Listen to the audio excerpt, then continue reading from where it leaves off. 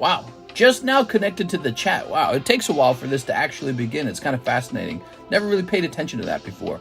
All right, guys, we're live. Let's take a look at what we can do for the title real fast. Maybe a joke title tonight. Let's see.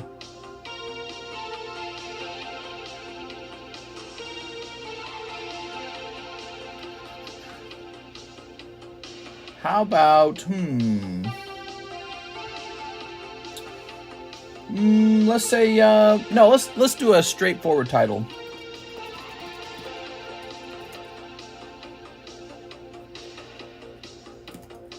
Free slabs for new customers. Hot Tyranitar break. And let's see, Hot Tyranitar break. Cool vintage packs. Live card shop. Gonna hit save on that. Alright. Simple title. Man, I love this synthwave music. It's so good. It's nice not to listen to the video game music. We're going live for Friday night. It's an important live stream. We're starting a little bit later, so I apologize for that, but I was hanging out with my wife. We've been really busy. We've been streaming a lot lately, so, you know, she wants some time too, right? Here, let me put my undershirt on. It's way too hot over here. But the heat's on because it's cold outside.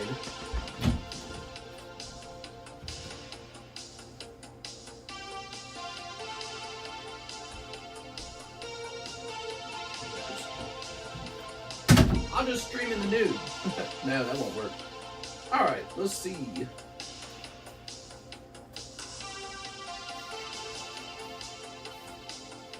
Alright. What's this? Oh. Cool. Cool stuff. So, what shall we do tonight? It's a Friday night. Hanging out with the wife line's getting old. I'm sorry. Let's go ahead and log in here. It's true though. Alright, clicking on this. Hit that like button. I missed the Prismatic Evolutions pre-order. Where's the menu? I got 5 cases of Prismatic. I'm cutting a box of packs in half. Joseph Jones was good. Shirtless stream. Ozark of the Lake. Hanging out with my wife line's getting old. You got any of the Prismatic Evo pre-order stuff? No. I'm doing all right. Joseph still broke as hell, but it is what it is. I'm going to be a boomer soon. What'd you think of the Wilds beta? Well, if you want to know what I thought of the Monster Hunter Wilds beta, you can join me tonight, because I'm going to be going live over there probably. I think I would say so. Oh, my shirt's smelly. I need to get a new shirt. smells like I exercised in this shirt. Oh, man. The table's a bit dirty. Grabbing this. I got just 4 hours of sleep today, man. I'm sleepy.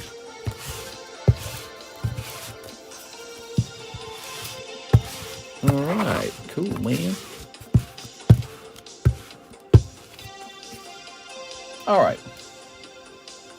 Ooh, these beautiful booster packs.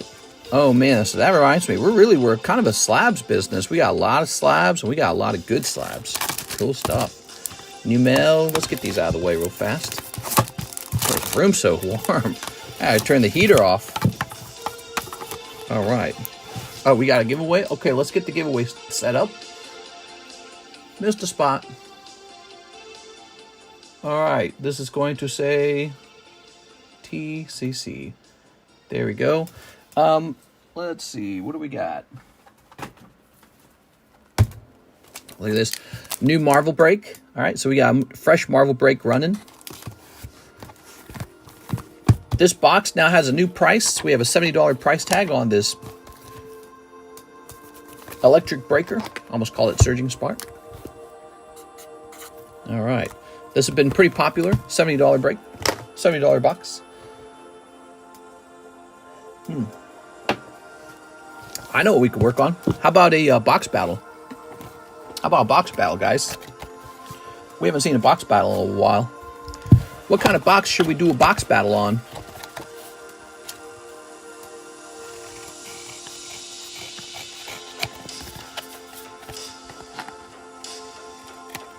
This music's sounding crunchy, man. Okay. Man, that sounded great. Cosmic Eclipse. How about Surging Sparks? We don't have that yet, but we're going to have it. Give me a moment here on the Surging Sparks.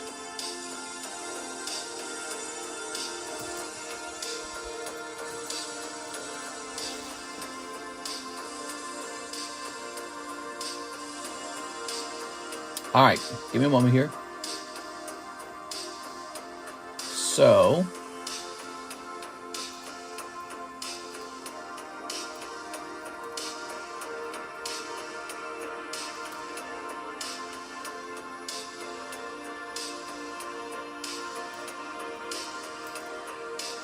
okay, I've got it.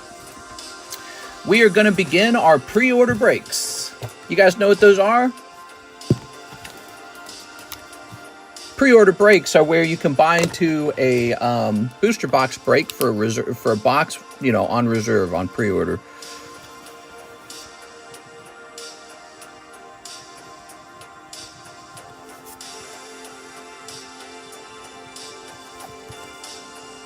Oops. Pre-order break. It's a $20 buy-in. $20. It's a 1 in 12 odds, and it's for one whole box.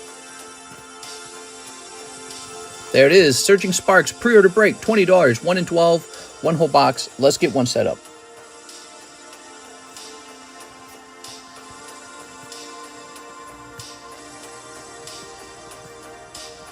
Okay, there it is. Cool. Mr. Long Time No See, what'd you think about the new Eevee set? Looks good.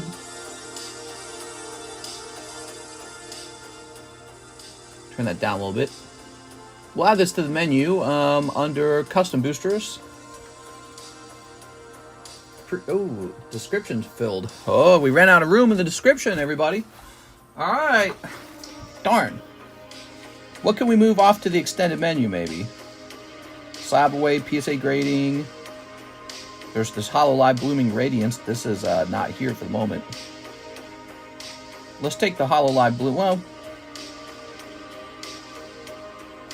we gotta move some stuff around. We ran out of room. So out here, we're gonna have, I don't know. We should move something.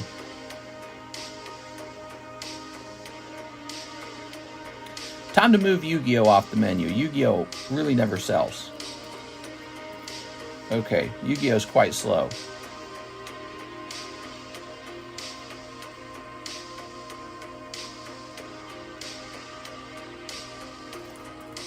Okay, Yu-Gi-Oh's now moved over to the extended menu.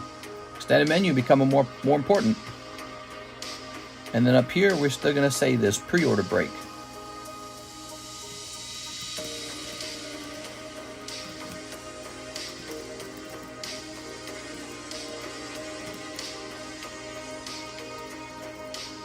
Okay, it's in. Pre-order break, Surging Sparks, $20 is new.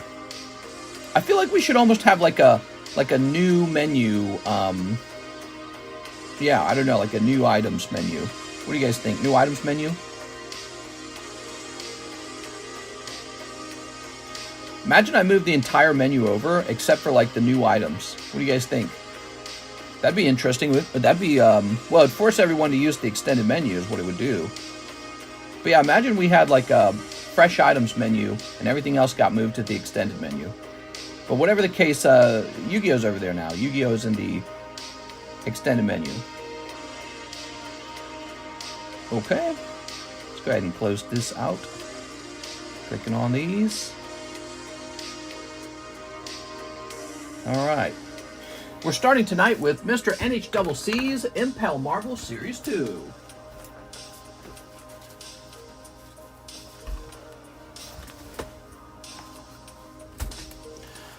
Mr. Leave breaks and new items. Here we are. Yeah, it seems that, you know, we could put all of it in the extended menu. Okay, so this again gives you a $20 chance for a whole box of Surging Sparks. We're going to run that until Surging Sparks comes out.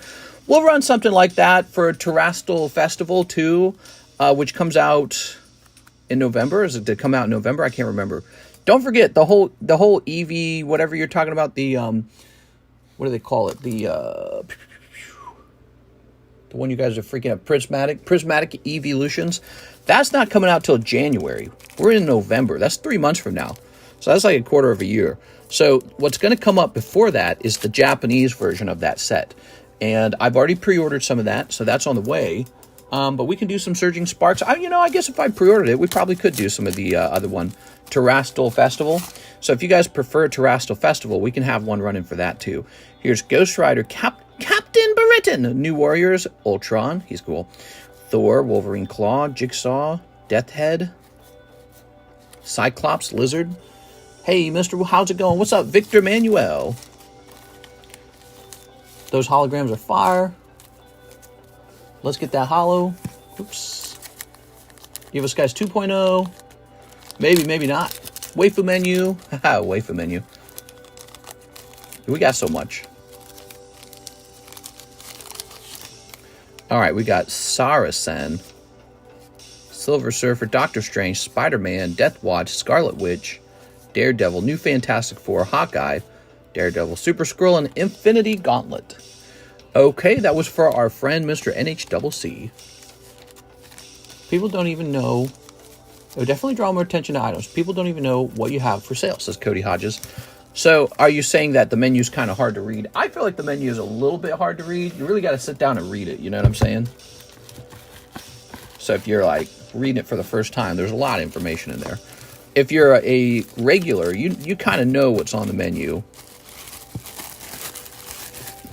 What if I had like different links for different sets? Like, imagine you open the description, link for Yu-Gi-Oh, link for Pokemon, link for, you know what I mean? You just click on the link of what you want. That'd be interesting, right? Wagwan Shapiro. Got crazy lucky on a PSA 9 Venom promo, Pop 24. All right, so we have this beautiful Monkey D. Luffy 9 for 25 bucks. Here is Covenant Tartarus embossed foil for $220. Here's a beautiful Princess Bubblegum Rainbow Holo, PSA 10. We've got Mr. Mime, PSA 10, Series 1. And Clefairy 9, 50 bucks. That's an up-to-date price. Cool stuff. The only thing is when you click the link, it takes you away from the stream. Oh, that's a good point. That's a good point. All right. Aaron Seals, PSA grading for my SAR Pikachu. Thanks, Mr. Is the submission going out soon? Aaron Seals. Let me grab this. Probably about halfway through the month, it's going to go out. We gotta make sure we give it a chance to fill up. Ah, there we go. All right. Good. Some good stuff in here. Did you guys see we changed the price on electric breaker? It's now $70 a box. It's cheaper. So that is on sale. Electric breaker. Let's grab this.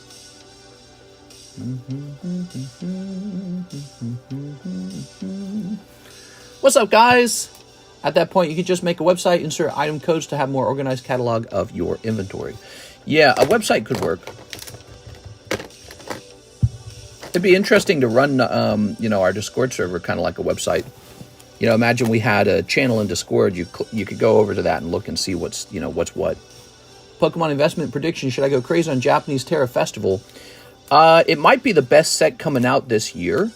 And yeah, people are going to probably compare it to Evolving Skies or Eevee Heroes, let's say, because it's an all Eevee set.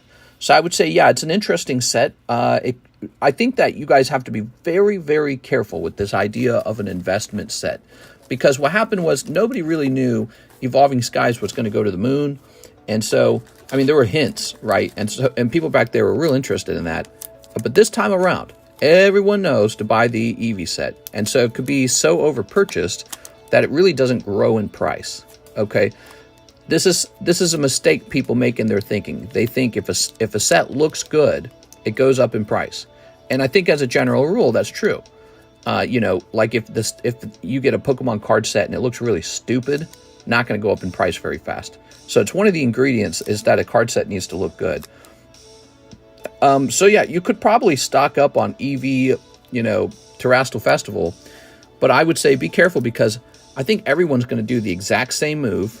And when that happens, Pokemon's just going to, you know, requisition print run after print run after print run after print run. And that's the true decider on the value of the cards. Right? Like, let me give you an example. Obsidian Flame. Obsidian Flame's a Charizard set. It's got a nice looking Charizard in it, really fancy looking one. Doesn't matter. He was just pulled very often, and they printed plenty of it, and then they reprinted it later anyways when they made a high-class set. So this could happen all over again with Terrestrial Festival. You start buying tons of it, everyone starts buying tons of it, Pokemon starts printing tons of it, and then it turns out all the main cards are pulled very easily, the artworks aren't as good as you think they are, and it's just, you know, there's just no money to be made. I think a special storm occurred with Evolving Skies, where there was this thing where the one guy was stealing all the Moon Beyonds, correct? So he was stealing those. Those shouldn't have be stolen. They should have been in the boxes, in the cases. So there was this, maybe like this third element where there was a thief taking all the Umbreons, and I think that played a role in the desirability of Evolving Skies, maybe a rather large role. If that's not happening this time, if there's no theft, and Pokemon's really just printing, you know, the best pulls willy-nilly, and maybe the artworks leave some desirability too. We haven't seen the artworks. You could make a big mistake buying too much of this product. There's always multiple Pokemon card products that I'm watching to see their prices go up and down, and modern cards are just an element of that, a fraction of it. But yeah, I'll be watching this set too because I have an interest in it too. I think you also have to consider there's the Rocket set coming out in the early quarter of next year. So you have to pay attention to that Rocket set, and then also a Gym Heroes Gym Challenge set coming out too, right? So we see the return of gym leaders, and that might also have some absolutely crazy pulls. So if you spend all your money trying to stock up EV Heroes or whatever it's good, you know, Prismatic Evolutions, you spend all your money stocking that up. It could turn out that it's a poor performer because everyone had the exact same idea, and it hits like a ceiling price really quickly, and you overpay for it. And then it turns out it really doesn't make you any money over time. And you should have bought the Gym Challenge Gym Hero stuff that they're about to put out, the new gym stuff. So just think that way. Be careful about assuming anything's a perfect investment. People thought Charizard was going to be the best investment. I bought Charizards. Guess what? They were not the best performing card because they were too expensive already. The price on them was already pushed too high. That could easily happen here.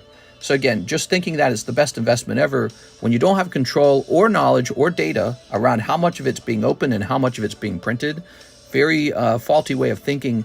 And I think this time around, with everyone believing that it's definitely going to the moon, this could open the door for Pokemon to overprint it like crazy. Just buy all the Pokemon that comes out. Moonbreon has a super high pop. You can't predict those numbers based off past sets. I knew Evolving Skies was going to take off because of the evolutions. I just know you have great insight. Yeah, so if you want my honest opinion, I am skeptical of this new set because we haven't actually seen the artworks. You got to remember, Evolving Skies didn't just have Umbreon in it. Evolving Skies also had one of the best looking Rayquaza cards in a long time. That Rayquaza VMAX Alt-Art is part of its success. But yeah, Umbreon helps too, right? So it wasn't just one card by itself. It was a lot of cards, and they were all very good. All right, you ready? Here's Daniel Del Barrio, 2 Paldea Evolved Blisters. You got it, man. We had an opened Evolved Blister somewhere. Can I use that for you? Well, all right, let me go get some fresh blisters. Paldea Evolved to the moon. I'm going to get higher. What?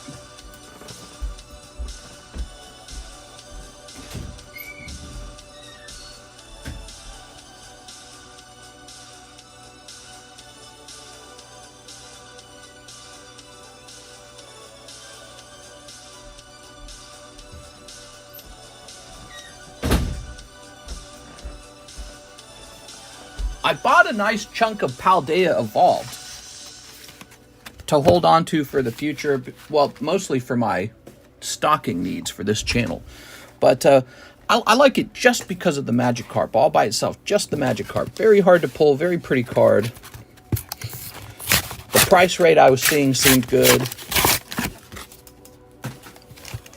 So Sword and Shield had garbled pull rates, and these new sets have decent pull rates.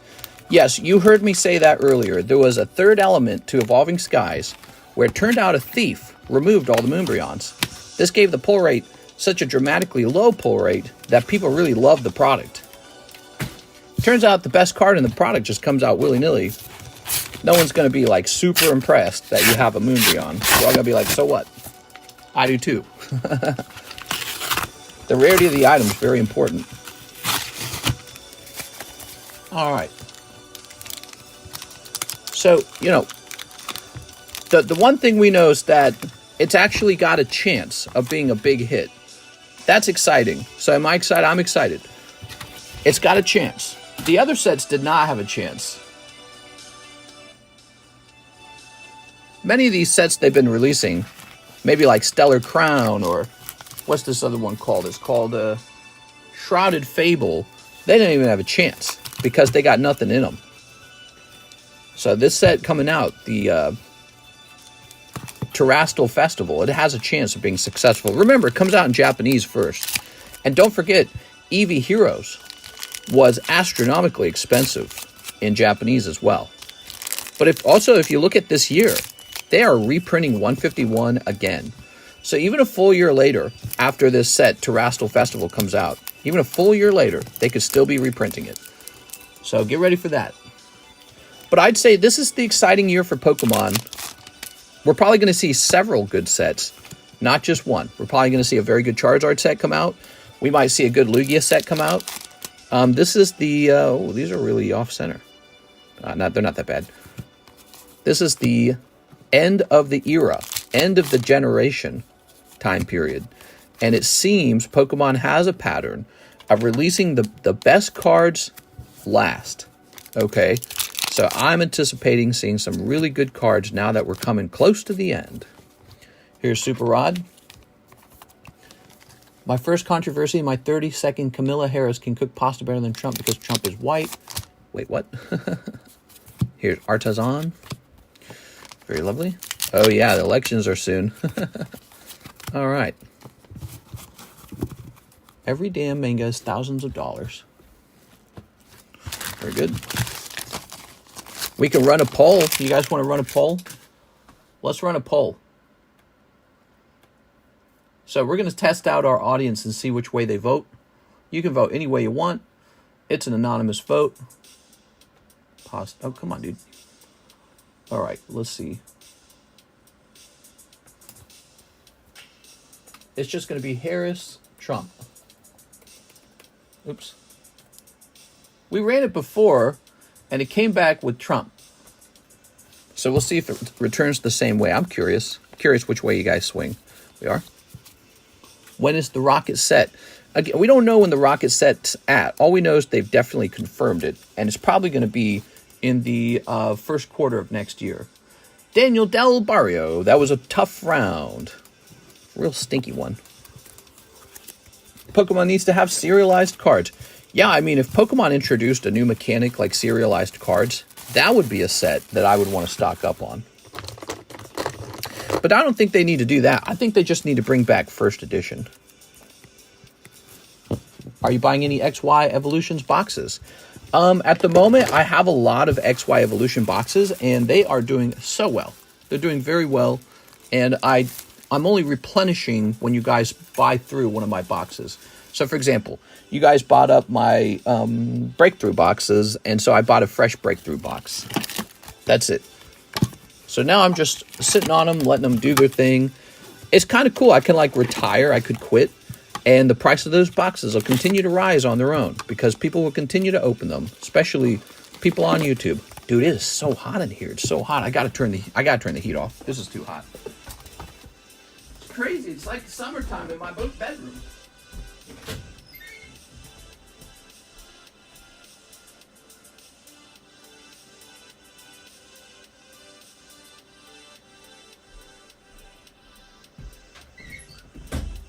Oops. Well, it's unfair. The hallway is nice and cool. It's just this room's really hot.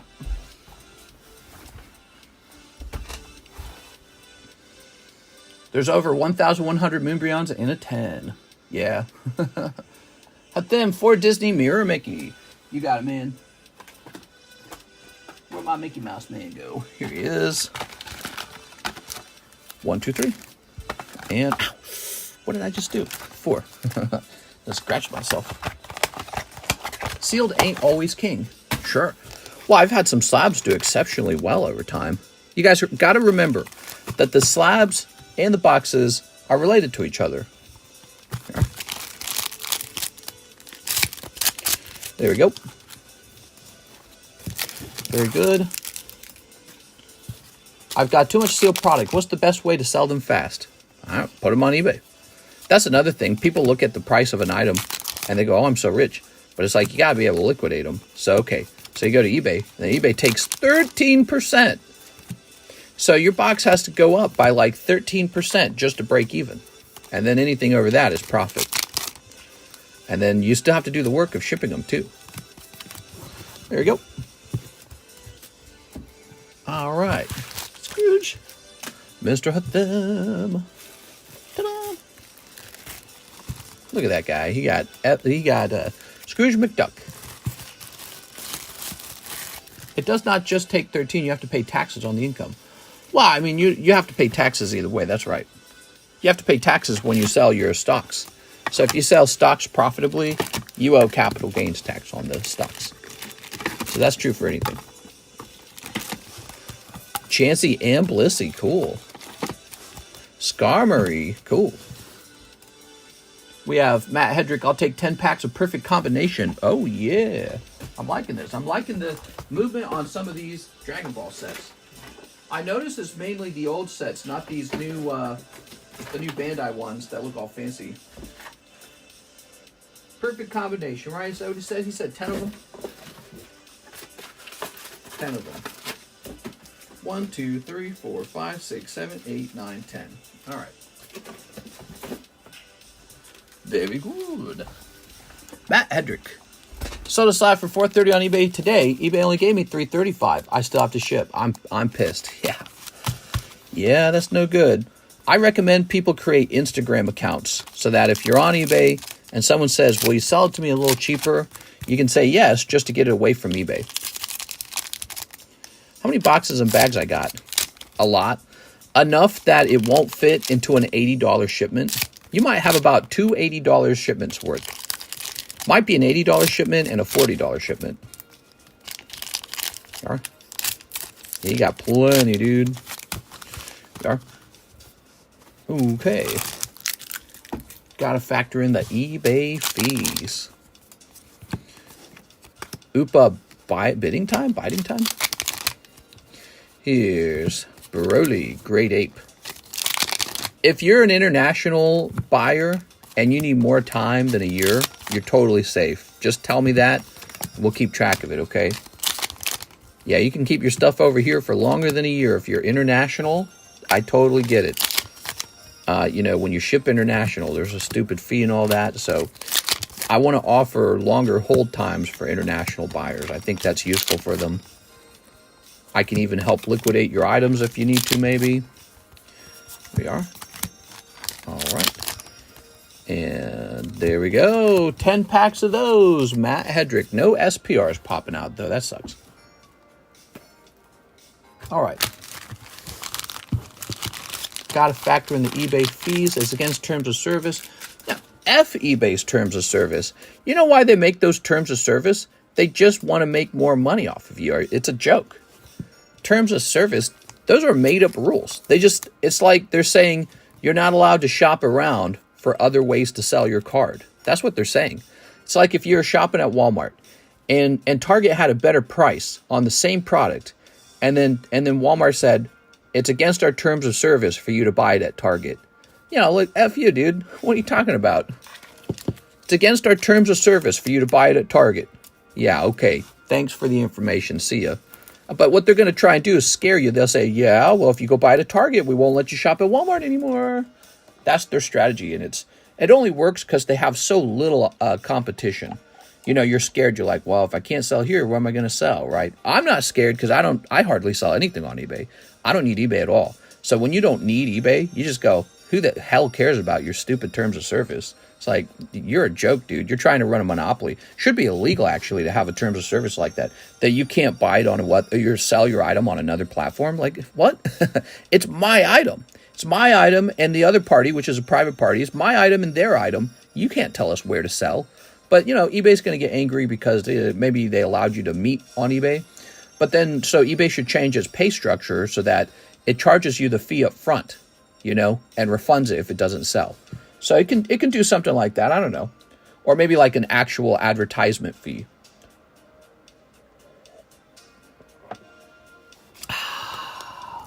They're actual scammers. 13.5 is crazy. It used to be 13, by the way. Yeah, they're scammers. They take 13.5%, and then they tell you you're not allowed to sell using any other method. You have to use us. Yeah, that's called, it should be illegal. There should be a law passed that says you can't threaten customers. It's their private property. If your fee is 13.5 and they find somebody who wants to purchase it on another platform and save 13.5%, well, then it's your own fault for charging 13.5%. That's great. It's like if I told you guys you couldn't buy stuff on eBay, you can only shop with me, and if you buy product on eBay, you're banned from my channel. You know, how crazy would that be? That would be nuts. Well, that's effectively what eBay's trying to do, and they're trying to scare you with the eBay. Oh, terms of service. Yeah, screw them, dude. They're awful. That's awful stuff. Very coercive. They have no competitor. That's the problem right now. Like, if you don't go to eBay to sell your items in auction, where do you go? It's hard to say. Matt Hansen, he's got a lot, man. We're looking for Matt Hendrickson, though. Yeah, they're trying to... That's a monopolistic, anti-competitive rule. It's bad for the market. It's anti-competitive. You should, of course, be allowed to sell your item wherever you'd like. All right, let's see. Monty Bazzi, Maurice, Marshall.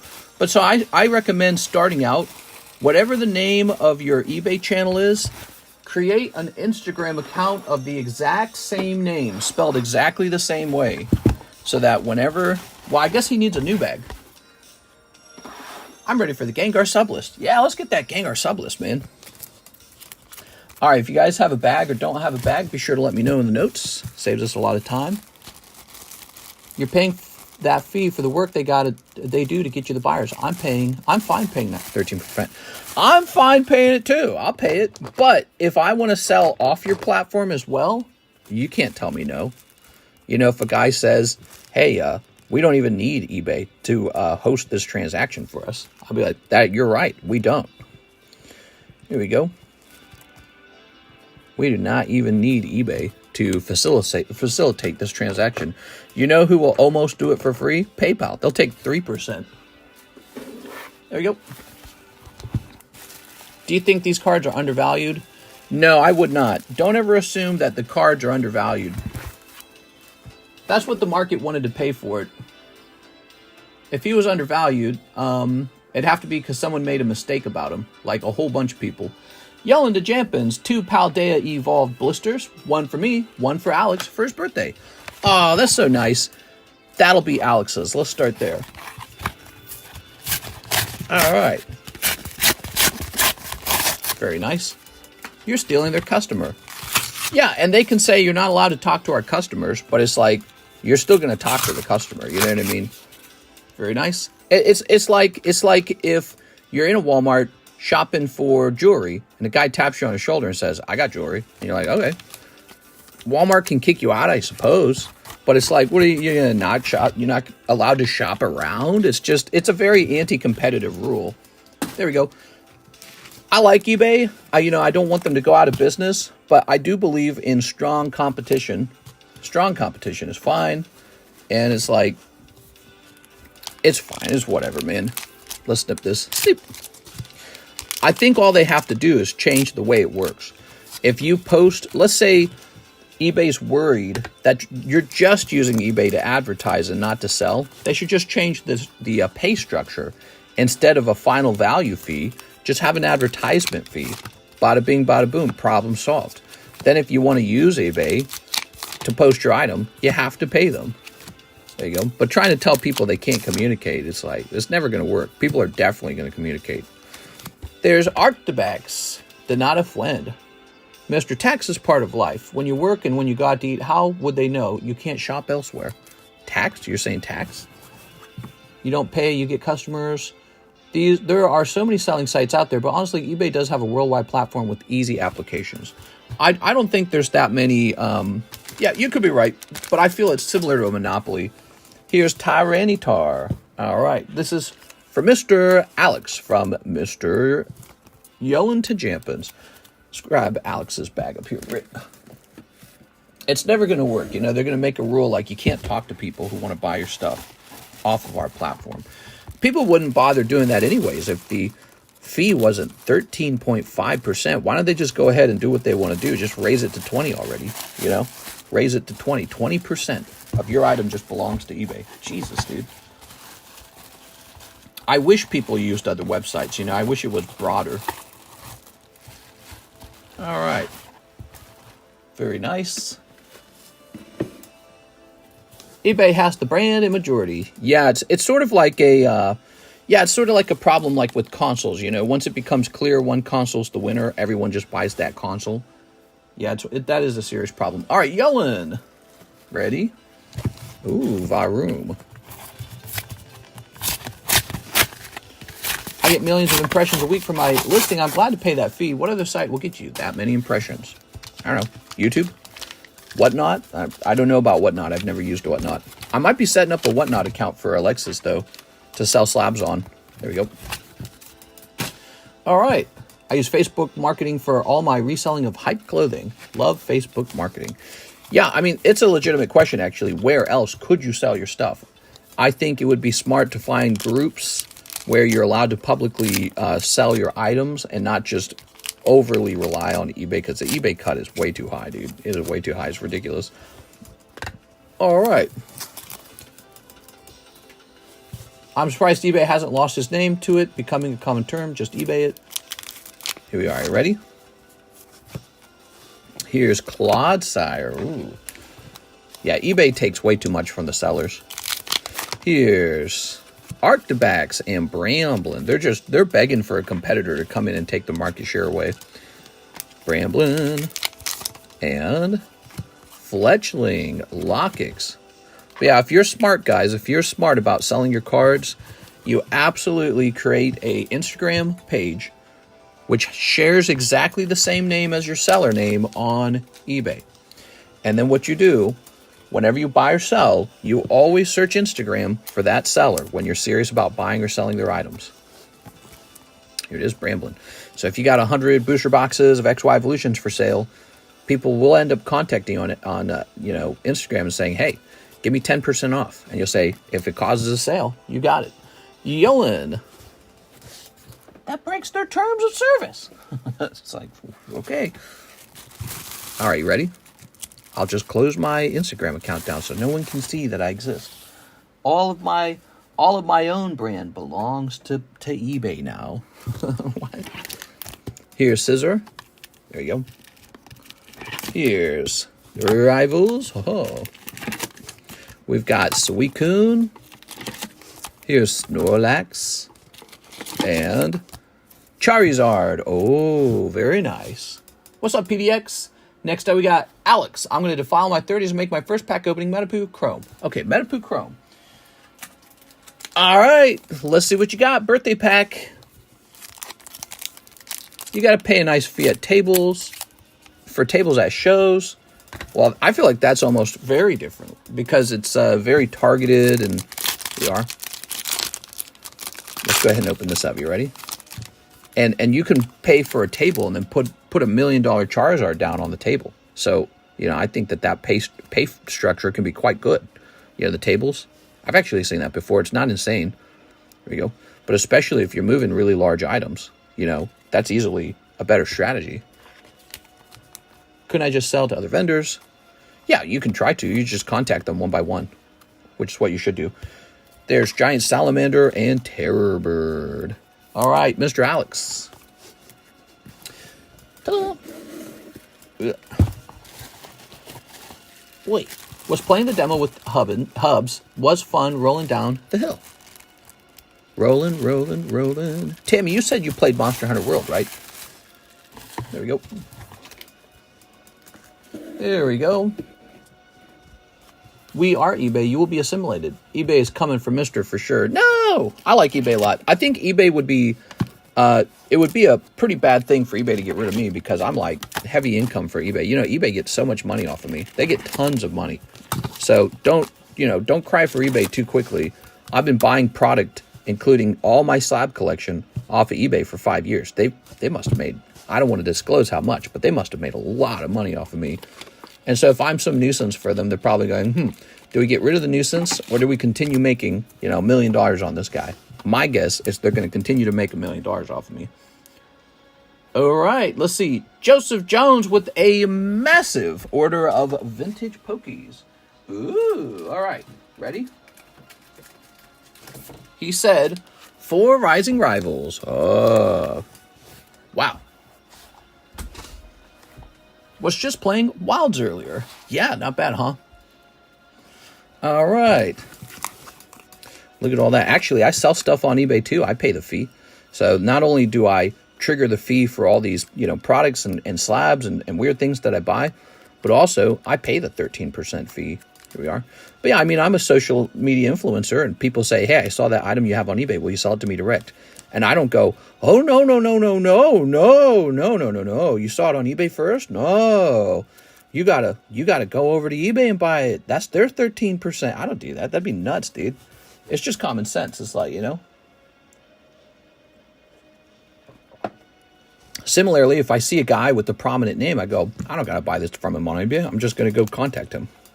What can eBay do about that? Like, does eBay really want to start banning everyone that's ever done that? It's not a smart policy. For them, it's more like a don't ask, don't tell is what I'm guessing. They're like, ooh. Yeah, if they actually banned everyone, whoever did that, they'd lose some insane amount of money for all the customers they'd have to ban. All right, Joseph Jones, 4 packs of platinum rising rivals. This is a $1,000 order. Get comfortable, guys. We got Flareon, Turtwig, Nidorino, Nidoran, Spheal. You can recognize the artist right away. There it is, Kamiya. All right, now, you ready? Oh, it's a rare reverse holo. Boom! Oh, Shiftry. He's looking very shifty. And Mr. Mime. All right, and Infernape. So first pack, a little bit cold. You do got some nice non-holo cards.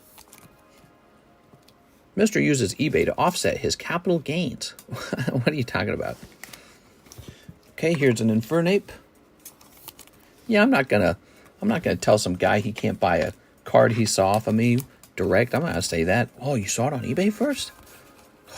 I can't take that 13% away from eBay. They'll starve.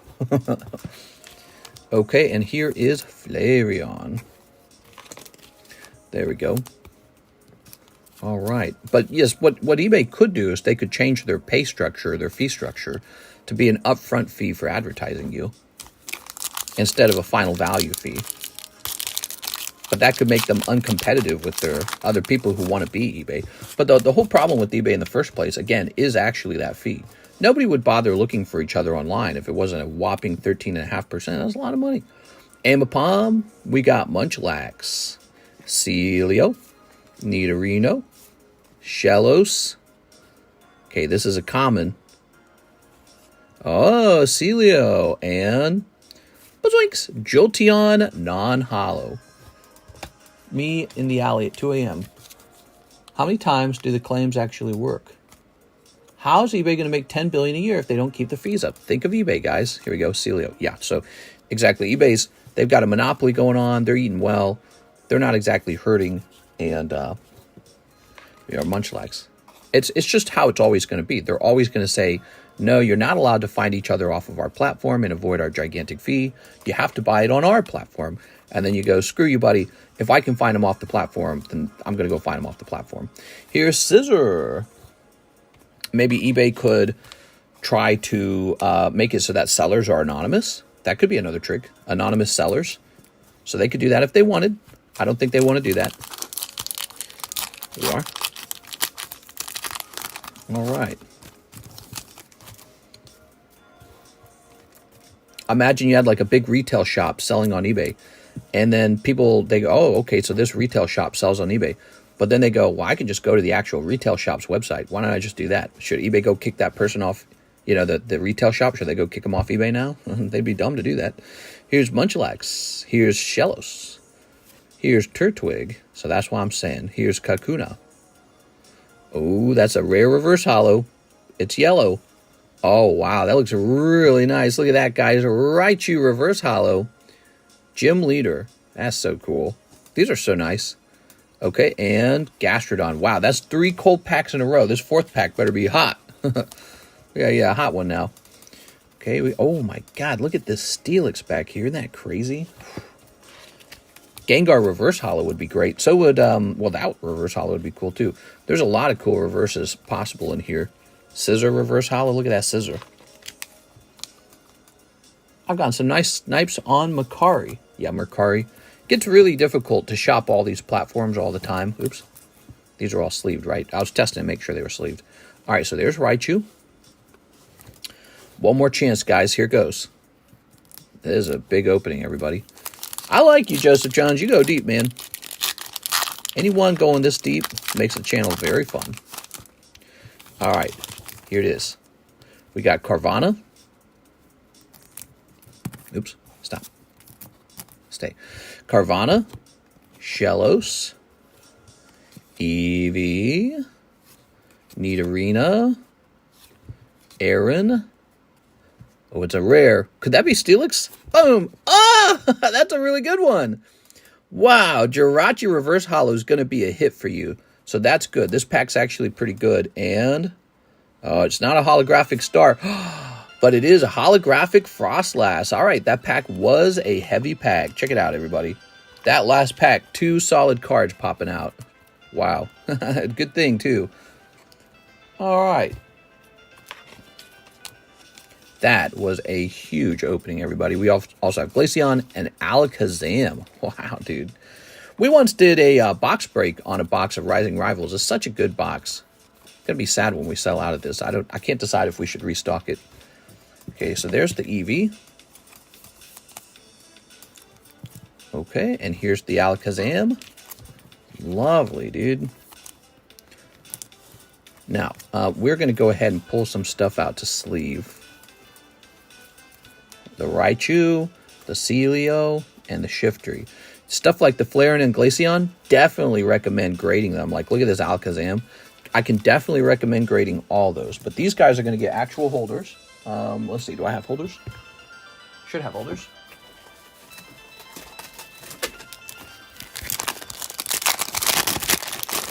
How much you selling Platinum Rising Rivals for? It's $280 per pack. Yeah, this was a super cool opening. Very pricey.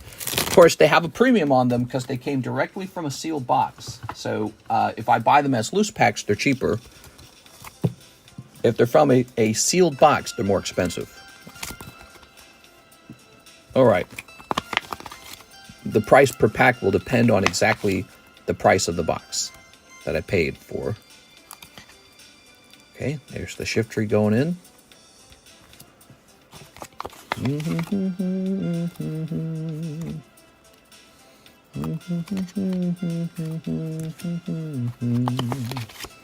Scooby, Scooby.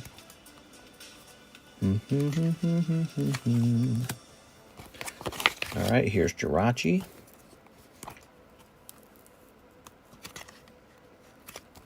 Here's Frostlass Holo. So cool, man. This is from the Platinum era, and it's just a really low print time period for Pokemon. They just didn't print a lot. It's so obvious. Everything from that time period is super expensive. Ah, heck, let's just sleeve it all, guys. I'm sleeving it all. Why not? This is cool stuff, right? So the Jolteon's a rare, isn't it? Yeah, that's a Jolteon rare. If these were my cards, this is exactly what would be happening. So, I mean, you've seen it. You've seen my submissions come back. They're all full of little weird things. And sometimes those common, uncommon sit around for a while. Sometimes they grade 10 because I got lucky. And then I sell them for like $75 to $100. And it makes a difference. All right, but it really depends. Vibrava, The Munchlax's really good, I'd say. Scissor, Flareon. I don't know about the Turtwig. Mr. Mime, sure. Infernape. This Munchlax looks... They're all good looking. All right, so give me a second. I'm going to leave these up for fun, as if they were a submission of my own, okay? So there's a Mr. Mime. So when you put them in these card holders, doesn't it make them look so much more expensive? The moment they hit this card holder, they look so fancy and so expensive. Oh, hold on. Wait, did he say not to? He asked you not to, so you keep going. Hold on. Did he say not to do it? Oh, he said, thanks, mister. I appreciate it. There you go. I thought Baseball Mitch was talking about you there. So but take a look at this. See this scissor? Looks really good. All right, look at the centering on the scissor. That's exactly the centering you want. They're not all perfectly centered, but this guy is very well centered. And so, yeah, I mean, if this scissor grades 10, I would take them and try to sell them between $60 and $100, depending on if there's somebody who has created sort of like a history of the sales value. So like if the sales value says 100, we're going for 100. Harder to grade these 10 than you think, guys. So, you know, when they come back 10, they are rare. 10s are rare. People, they see so many 10s these days, they think 10s are like common or something. They're not. 10s are not common. Ambipom, that's cool. When I was a kid, we used to screw the cards down between glass and plastic and ruin them. I know what those are. I've seen those before. The displaced, they still sell those. Those are still for sale. Nidoran's Feel. This feels actually pretty cool too. It's a Kamiya drawing, similar to that Munchlax. That'll be a Kamiya drawing. Here's an Infernape. He's a uncommon card. I like when two girls collect scissor. That's what he said. He said collect scissors. All right, here's Infernape. Here's Glaceon. And here is Munchlax. So this is what stands out about Rising Rivals is many of the cards in Rising Rivals are like standalone good-looking cards. So this makes the reverse holo possibilities very good. My Entei promos. Oops, better sleeve this guy. Yeah, look at that centering on this Eevee. Very solid. Eevee could easily be a $65 10. But again, the problem with these will be that they won't all grade 10. Some of them will, though. And you spend a lot on these, so you got to try and make some of that money back by grading them. Now, you know, Joseph Jones, the cheapest way to grade these is to grade these at home. All right, would you say it's impossible for you to grade these at home? Here we are. All right, there we go. There's Steelix. And here is Munchlax. Yeah, I'd grade this whole set right here, the entire thing. But I have a high price of $40 per grade. So you might not want to have me do it. You do it yourself so that you can actually make money. There you go. What you can really have me do, you can have me send the expensive ones out. All right. Pop this in here. He says, no, not impossible. Yeah, I recommend taking a look at PSA grading, CGC grading, Beckett grading, learning a little bit about that. PSA is the favorite company, I'd say. And, yeah, take a look at all this. So he got all this out. You ready? So Mike's side could make this as part of the clip. So you get this Munchlax. Imagine these were all 10s. They won't be, but imagine if they were, how nice this would be, how valuable this would be. Munchlax, Steelix. Good centering on him, at least, you know. Infernape. The real problem will be white dots. Let's check the back. Oh, see, he's got a white dot down there. So that one will be a 9. Here's Eevee, Munchlax, Scizor, Flareon. But yeah, you got good centering. That's the first step is to get good centering. Like this guy could be a 10. Oh, he might have a chance. He's got a mini white dot up there, but it's pretty small. It might actually come back 10. PSA has ignored those for me before. Sometimes they do, sometimes they don't. Look at that Frostlass. Oh, wow, so pretty. The Jirachi, super cool. We got Raichu, Celio, and Shiftry. There you go. Thank you, Joseph Jones. Why don't I put these in a bag and mark it Joseph Jones? That was a big opening, everybody. That was a $1,000 opening with Joseph Jones. Crazy, man.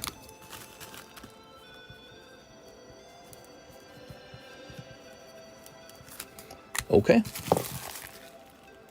I'm with Mr. on GameStop grading cards. I don't trust those kids to prep my cards.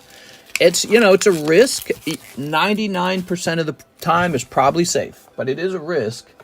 And when it goes wrong, it's going to suck ass. And it might go wrong on your best card, because that's the card most likely to be stolen or swapped.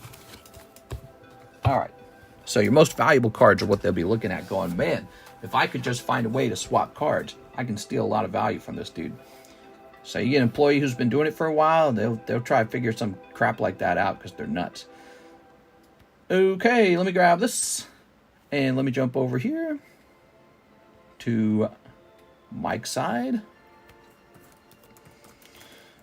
Joseph Jones, Giant Rising Rivals, Booster Pack Opening.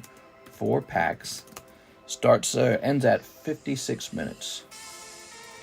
Oops, Numlock's not on.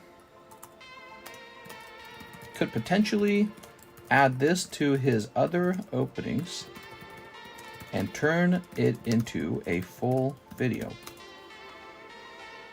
All right, there we go. Very nice.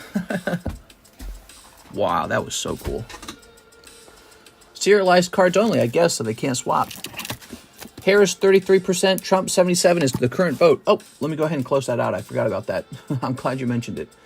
Actually, for me, it says he's at 68. It's 32-68. All right, end poll. So this audience is mixed. Obviously, there's Democrats and Republicans here. So that's why, you know, everyone should be nice to each other. And it leans Republican. I think that makes sense because what you find out is that if our audience was primarily female, it would probably go the other way. A lot of girls vote for Kamala, and a lot of boys vote for Trump. So it's kind of fascinating because, you know, that's what they're saying. They're saying this election is especially gendered. Hey, I'm trying these out, by the way. Perfect fit PSA sleeves. Let's try this out. Kanye, 1%. Man, if I put Kanye as an option, you guys would have voted that the whole time. So I'm just testing this out. These cost more, these PSA sleeves. Ugh. I used those exact sleeves. Which one of these looks the grossest? Wow, this one's really clear. This one, it's obviously not one of these because it doesn't have the PSA logo at the bottom. But it's that one's real clear. Which of these is the dirtiest? So much plastic, guys. Let's do this one. This one was actually for sale. No one bought it. Well, I'm glad they didn't buy it. Oh, and that was a card. Look at this. I bought it back in the day for $1,000. Crazy.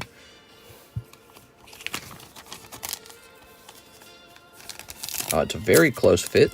So this is what I was concerned about with how close the fit is. I'm wondering if CGC slabs will do well in here, and if they won't, well, then I don't think I should buy them. These don't fall over super well, do they? There we go.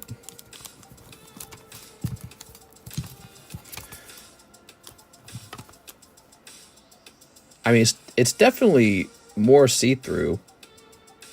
Yeah, this is smokier on the left, and this one's more see-through on the right. Now, let me go ahead and write this data down. This data says I bought this for $1,000. Does it say when? Probably back in 2020. Okay, look at that. Humble beginnings, $1,000, 2020. All right. I'll keep buying this card until it's actually hard to acquire. Twilight Masquerade sold out? It did, and I never replenished it. I never bothered replenishing it. You think that was a mistake, maybe? I feel that Twilight Masquerade's way overpriced, and I don't want to sell it if it's so overpriced. I'd rather buy up Prismatic Evolutions or whatever, Terrestrial Festival. I'd rather buy, you know, Surging Sparks. Forget about Twilight Masquerade. It's so overpriced. The price on that set will fall. The price on that booster box will fall the moment they announce reprints, and then they won't even want to open it. They're going to be opening all this other stuff. So occasionally, I do not restock a modern set if I think it's like wrongly priced. All right. You know, it's interesting. This slab here looks like it was a tighter fit. This one has these edges left over. So, and that's the PSA one, huh? But, so this is a really important factor for me. I got to find a CGC slab real fast. Do I have one nearby? 1,000, not bad. Yeah, well, you know, it's hard to say what a good price is these days, isn't it? Okay, so this is Grim Snarl. I got to see if he fits in one of these. It'd be really funny to see a CG Slab and a PSA holder.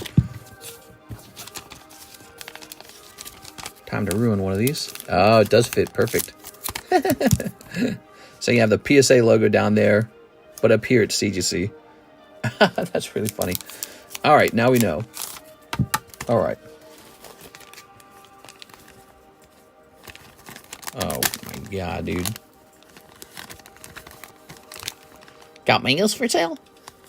Nope, I only sell bad cards. There we are. See, people don't want to buy like the supporting cards in the set. They really just want the chase card from the set, correct? And so the moment you're done selling the one manga card you had, you have nothing else to sell until you have another manga card.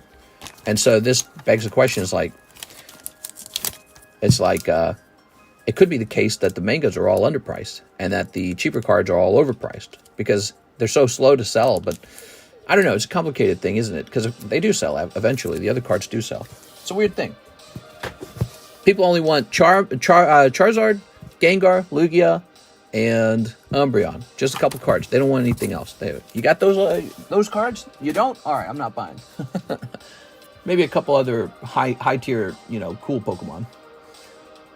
Boy, my brain's slow right now, guys. I got 4 hours of sleep last night, and I'm exhausted. My brain is slow right now. Here's Lugia. It's Lugia, the Haunted Mansion. Imagine that was Lugia. Here's Caterpie. BGS sleeve PSA stand. I actually have to buy a bunch of BGS sleeves next because we got BGS returns are going to be on the horizon. Look at that Halo break, guys. We got 4 people in the Halo break. We need 3 more people, and Halo break goes off. Pretty neat. Pretty neat. All right, slow night, everybody. If you're a new watcher and you would like to make your first purchase, oops, these are all going to spill out. Don't hesitate to do so. We have a special free slab for first-time buyers. What should the next free slab look like? I don't think I have one set up already. Look at these. These are nice. Oh, there's that fancy girl. He's nice. Some girl cards, man. Oh. All right. Toss those back over here. Let's reach down into this box. When you sit up in bed and Cheetle goes flying. Cheetle, what is he talking about? I don't know what that is. Hit play. Price for the Halo break. $40 a spot. Halo break. This is Holographic Master Chief, Topps Halo. He's a square cut card. Very hard to get a 10 on a card like that. The odds of this grading 10 are so low. Very similar to the Topps Pokemon. So it's very difficult to get a 10 on one of those. And we happen to have a 10. Very lucky. Well, these are all just nice cards. None of these are going to be good for a giveaway. What about over here?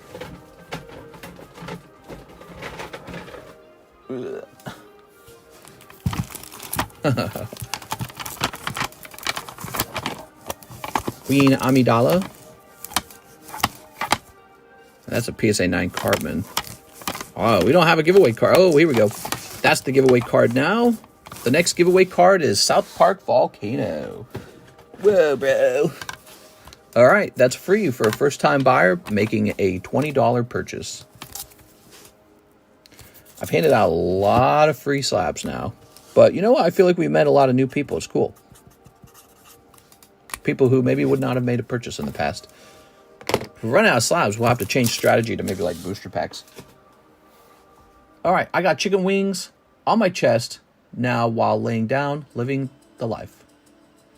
Yo, all right. Clicking on this, we got Alex. One more Topps Chrome for Mr. Alex. You got it, Alex. These Topps Chromes are pretty cheap, aren't they? All right. Snipping this. Okay.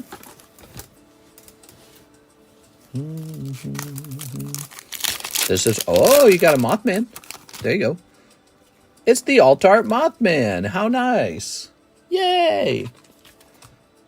Alex snipes the Alt-Art Mothman. What about this? Not seeing a number on it. No number. All right. So this is just a regular pack with a nice Mothman in it. About time, says Alex. He did it. He got the Mothman. I heard that one guy, there's a guy who likes to do Metazoo, and he interviewed like one of the owners of the Metazoo company now. I wonder what questions were asked and what answers were had. I need like a 2-minute version. I don't want to watch a long interview. There we go. Chicken wings, such fat boy energy. Yeah, I love chicken wings too. I do not eat them anymore. They are a calorie bomb. They're so bad, actually. You think that they're healthy for you because they're like protein? No, dude. They're like 90% fat. 90% greasy fat. And then you basically take syrup and you pour syrup on them, and there you go. Now you've got like a calorie bomb. Might as well just have a candy bar and enjoy a candy bar.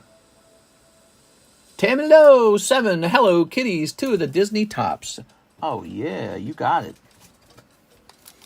2 Disney tops. Look at that, Disney tops. 7 hello kitties. Tamilo, Tamilo, Tamilo, Tamilo, Tamilo. Oh, so we're at 6. What we smoking on today? Banana punch and gelato runs. I had kind of a nicer dinner tonight. I went out to eat at a Chinese buffet. And we got 2 Chinese buffets. Well, one of them's 30 minutes away. We went to the further away one. And it was kind of sad because it was really close to closing time and the food wasn't that fresh. But it was still really yummy. I stuck to non-fried chicken. That's what I got. I got chicken that wasn't fried. Had a nice time. There we go. All right. But here we are. Ooh.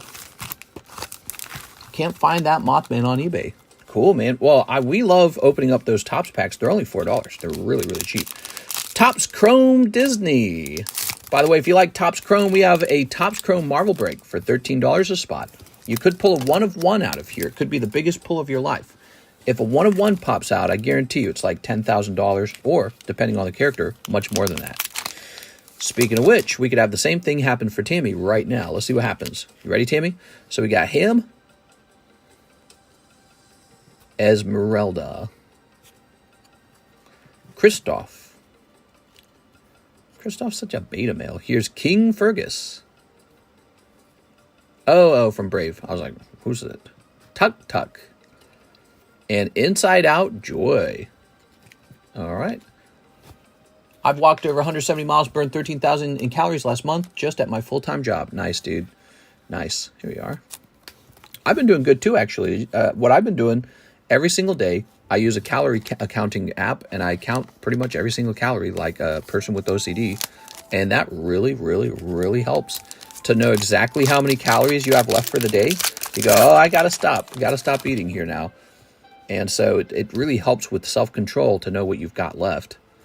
It's not fun. It's like an extra job, but it's like screen slaver. Okay. Here's Russell. Oh, Russell Crowe. Just getting all the inside out emotions. That's true. Colt Bronco. Stitch. Stitch is cool. Oh. Aw. You got Abby Park out of 100. Well, that's nice. You got a nice numbered card, Miss Tammy. Tammy Schlemmy. Tammy Whammy. Okay. You gotta get an out of 100 Mickey Mouse, man. That card will go for like $1,000 probably. Pair Topps brand with any brand, and you got yourself a big seller. Topps premium products is really nice. I like that they're an American company too. This is all printed in America, isn't it? Do do do do do do do do do. Okay, let's get these Hello Kitties open. Meow. Marvel Chrome is 13 a spot. Yes, sir. You get 1 card. By the way, we also have a pre-order box break for Surging Sparks. That's the new set. Comes out real soon.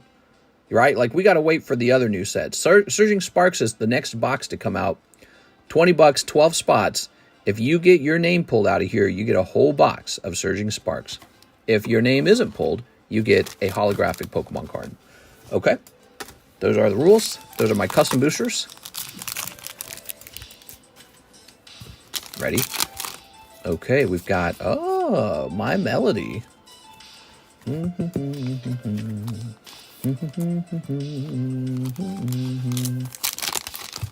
I am on my third IPA and enjoying my weekend. Feels good to be on top of bills and responsibilities. Yay!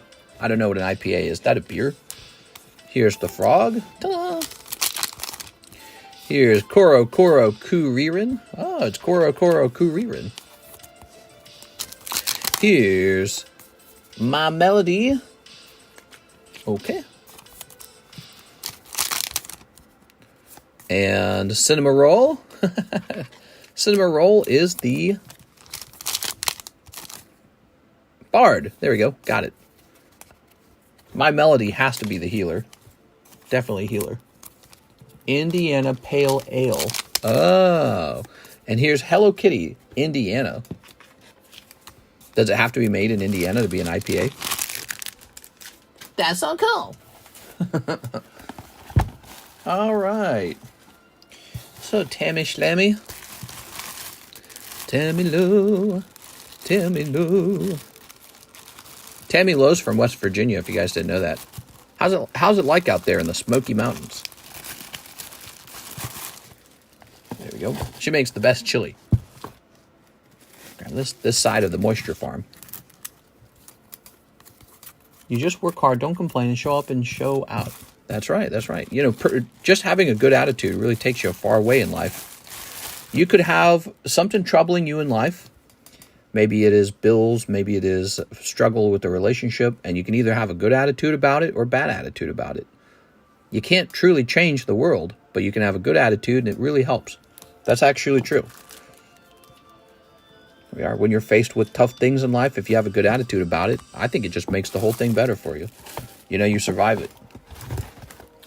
All right.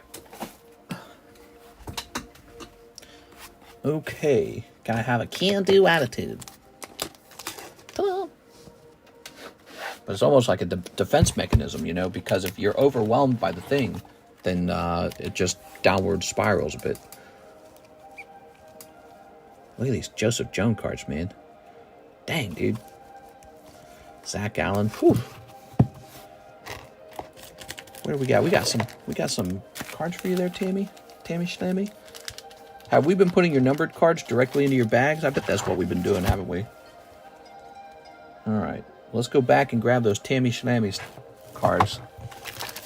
Positivity definitely helps you through life. That's right. It's like a thing you can control about your life. You can't control the world. You can't control the things that come down on you. You know what I mean? That's something you can't control.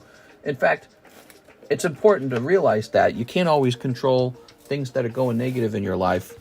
And that the one thing about life is that something bad always eventually happens. I remember really tough times in my life. I read something helpful and it said, the only thing that doesn't change is that things always change, right? That's the only reliable thing, is that things will always change. We are. Ooh, Cinderella.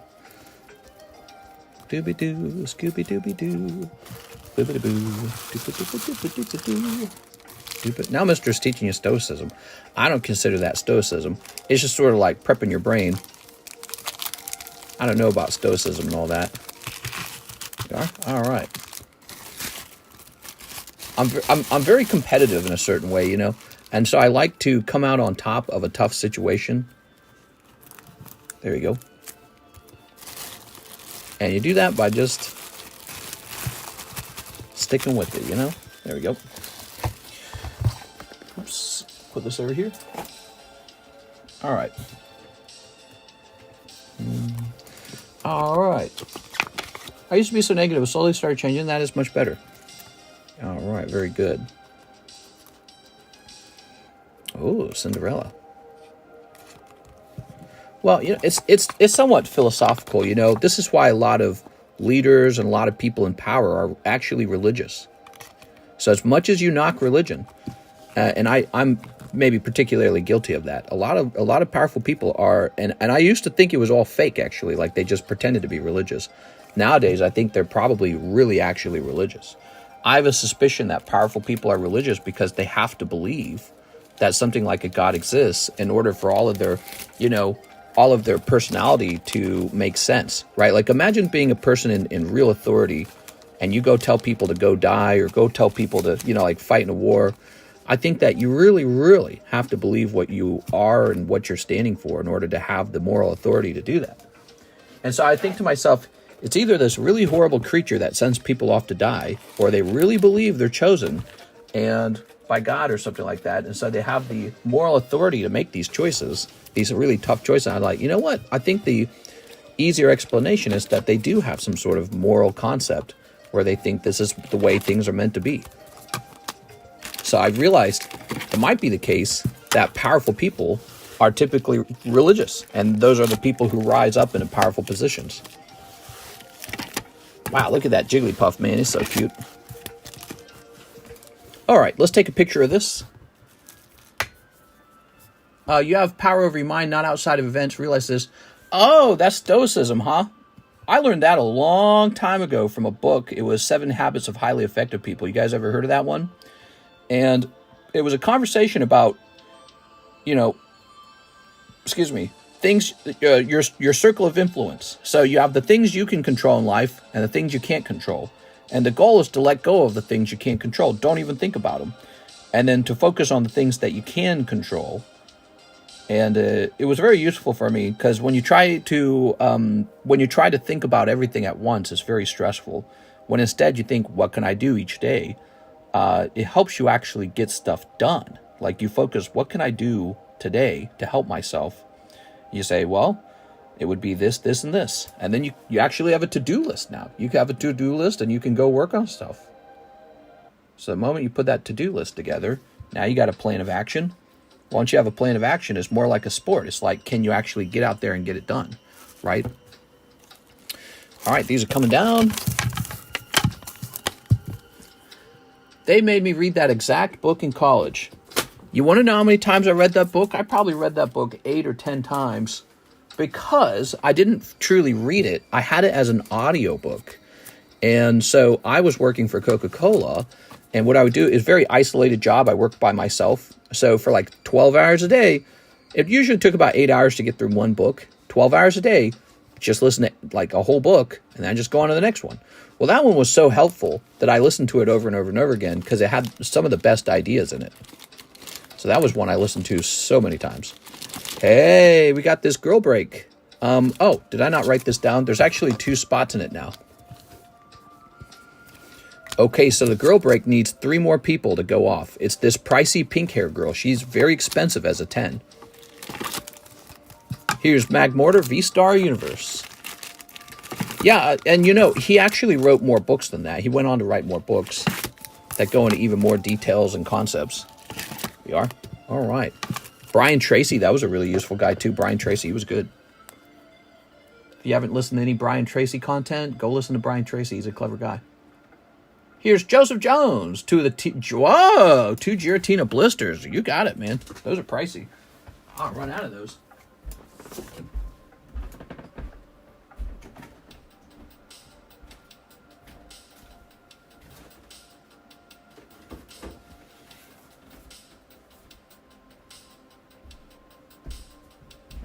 All right. Climbing over here. Ta-da! Who moved my cheese? By Covey. Don't remember his first name. Stephen Covey. Is it Stephen Covey? Stephen Covey. There you go. I think he even is the one who does the voice for his own audiobook. There's another one, How to Make Friends and Influence People by Dale Carnegie. And I believe he's actually from Missouri. Dale Carnegie. Is he a Missourian? I think he was. I think he grew up in Missouri. And that was a really good one, too. Actually, I should probably re-listen to it because I can't remember it that well. There you are. That's like a classic book. Oh, right. How to get this guy out of here, huh?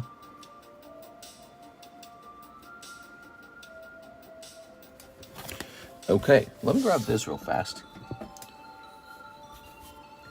The Eighth Habit. Oh, right. See, that's a separate book called The Eighth Habit.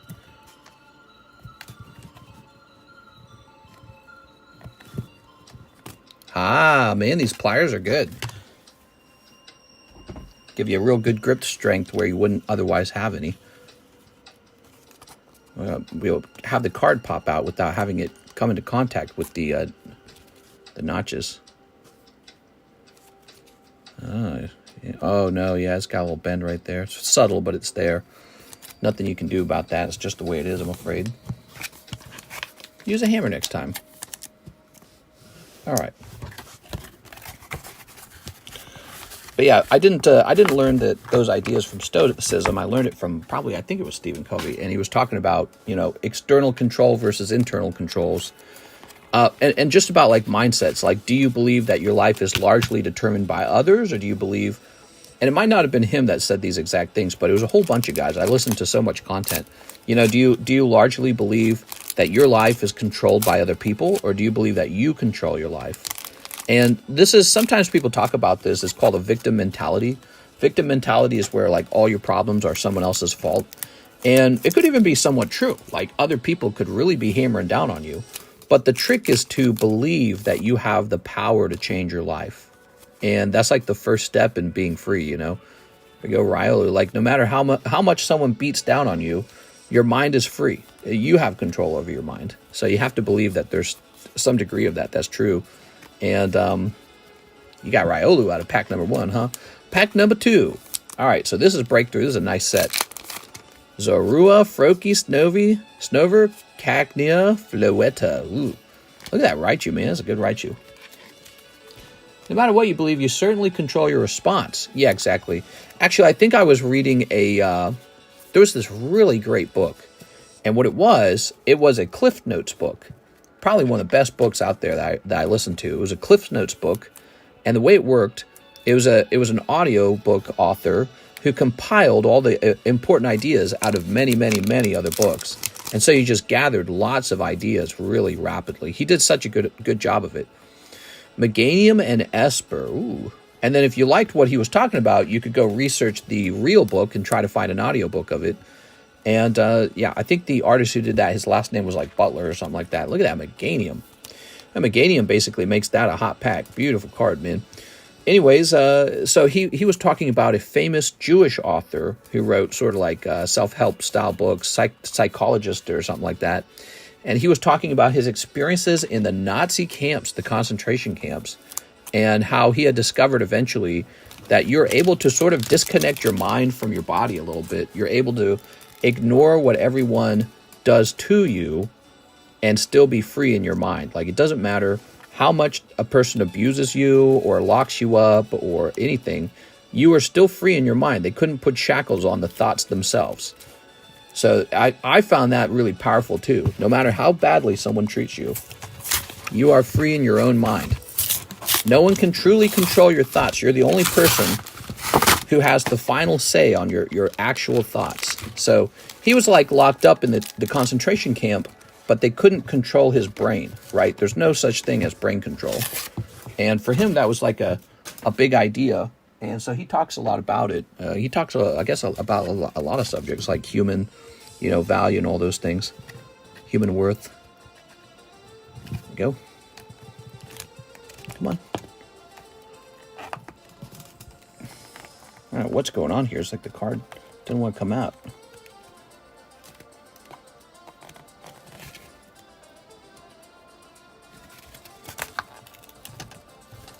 Huh, weird. Card slid out all funny. Butlet. That's what Tally does. He frees his mind. Covey bases work off that guy too. Fakel. Oh, maybe it was actually in the Covey book that we were learning about him, and maybe I heard about him other times too. Yeah, and so that was really useful concepts to grasp, at a young age. Look at that. That's so sad. All these cards are going to have that same problem. Wow, if that didn't have this stupid issue at the top, it would have a shot at a 10, that one. Just how it is, I guess. All right. Picture your life as an audiobook you control. The corner is stuck. There we go. Very nice. All right, 3 packs here. You ready? So we've got Ducklet. Furfrau.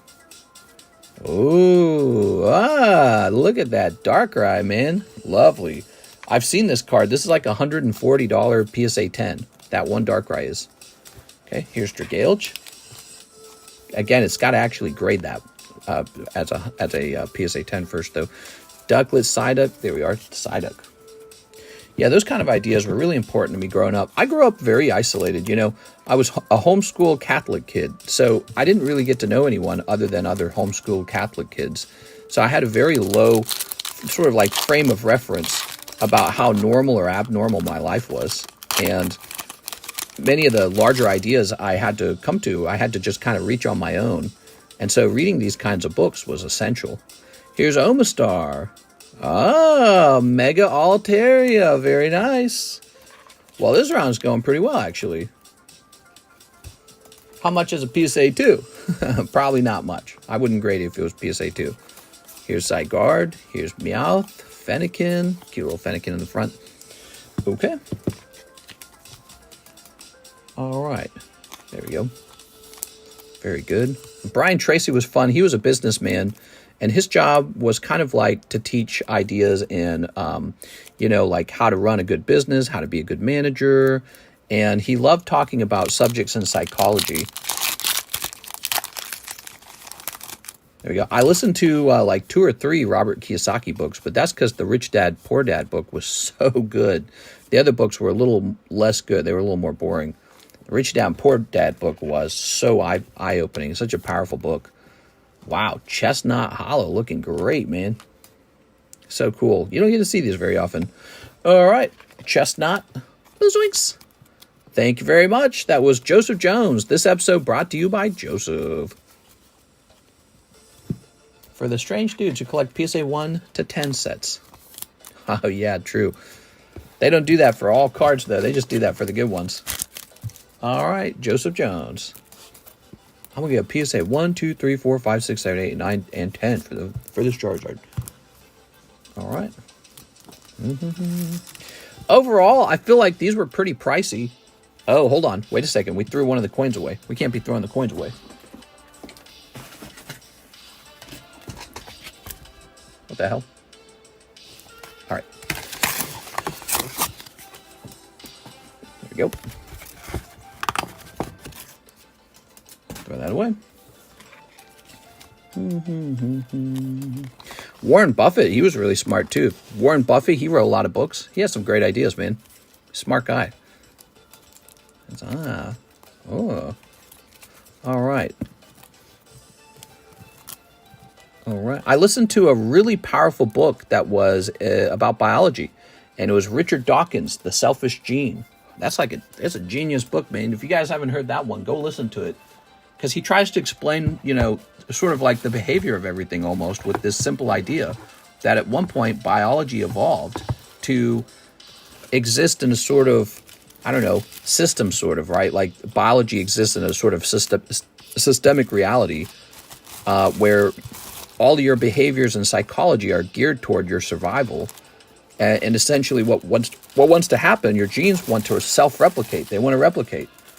So, you know, you get like motivation and ambition and aggression and, you know, sexual urges. And all of this is simply your genes trying to replicate. And we're not a lot different from single-celled organisms. We're just trying to replicate. That's it. But we've become super advanced over the years. You know, because his idea is strongly toward, you know, believing in evolution and all that. And it's such a simple yet elegant idea that all of the world is ran on this fundamental principle of the selfish gene, the gene's desire to replicate itself. You know, our whole biology. But we're sentient.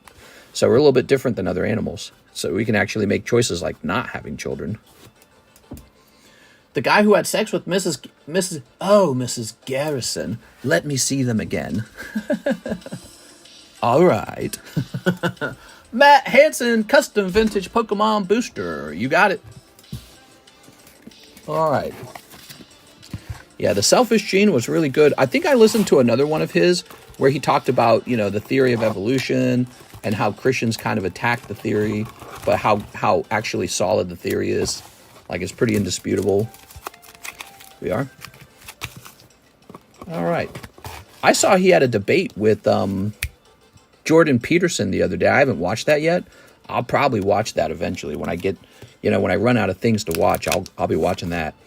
Here's Execute. Ooh. Meowth. Jigglypuff. Energy Retrieval. Fire Energy. Weedle. And Metapod. You did it! No, I'm kidding. You got Masquerain Deoxys. Oh, very lovely. Okay, that's Matt Hansen. Oops.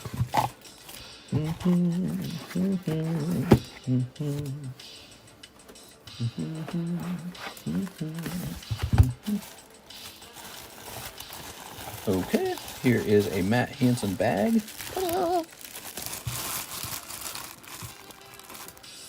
There we go. All right. Your science is the wrong science.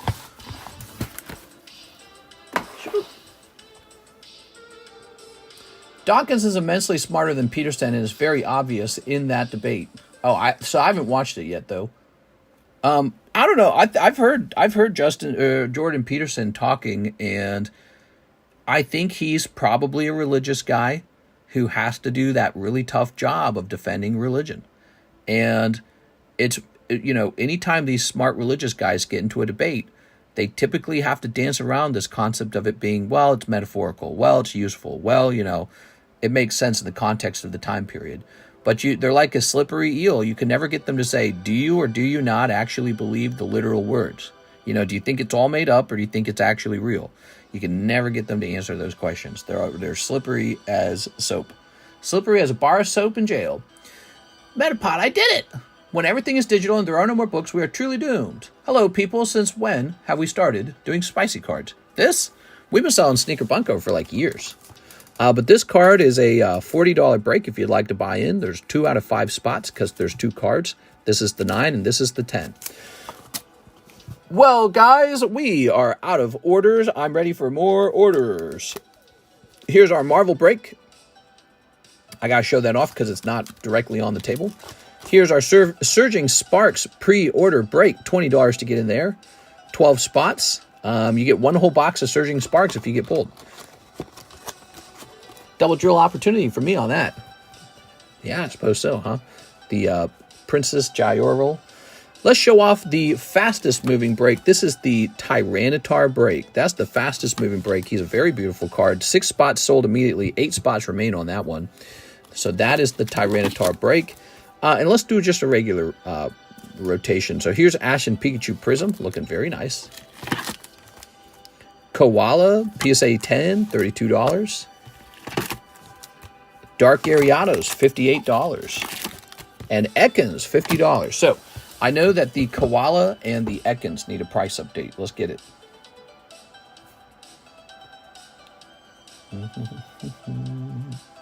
PSA 10, Koala 006.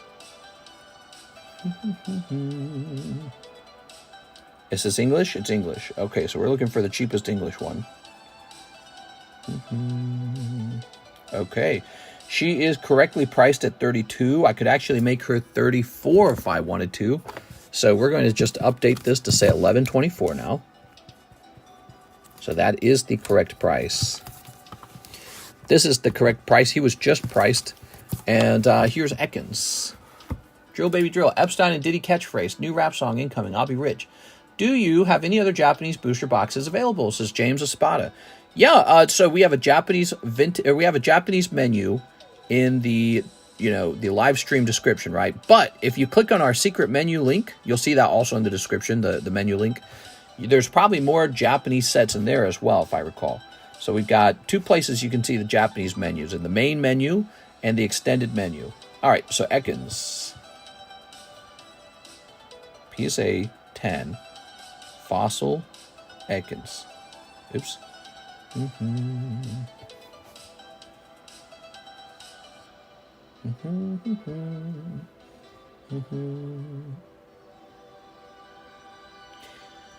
According to this, the cheapest one of these Ekans is not $50. It is $60 with $6 shipping and taxes. So if anything, We're going to upgrade this to be a green label. This should be a green label so that you know this is actually $10 cheaper than eBay. That's cool.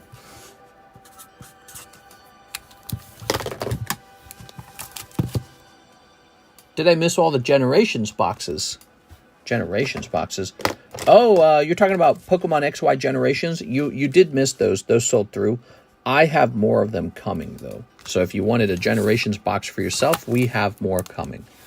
All right, so there we have it. $50 on that Ekans. Little Dirk is going to jail for life. You mean, did he? Who's Little Dirk? Little Dirk paid some fools to do a hit, and they messed it up and killed the dude's cousin instead. Oh, my God, dude. Paying people to... That's crazy. All right. Yep, take a picture of this. We have a channel in Discord called All Slabs. Be sure to check that out. Taking a picture of that. Okay, we got another row of slabs priced up and done. Ta-da! The only problem I have is if you actually ordered one of these slabs at this point, the box is so full, I don't know how we'd find anything. But let's go ahead and get some new slabs up here. So this card is $80, which doesn't make any sense because there is a PSA 10 of this card for $75. So this can't be right. Tossing that away for now. Hi. It's 6! Oh, yeah, we got 6 on our side. Here's Bulbasaur. South Park. Might as well price these up. Okay, get this Bulbasaur.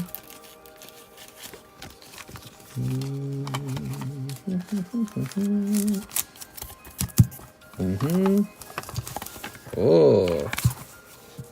PSA 9 Wave 4 Bulbasaur. What's that going to be? Scooby-Doo. Scooby-Dooby-Dooby-Dooby. Tops Bulbasaur. Okay, Tops Bulbasaur 9. We need to sort it and filter it.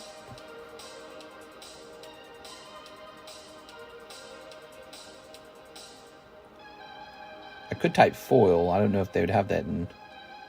Let's see. Oh, they do generally put in the title. Let me say foil. Okay, Tops Bulbasaur foil. Now we are even more specific. So here we go. We have a holographic PSA 9. It's a different Bulbasaur. Look. So that's $44. This is $40. Okay.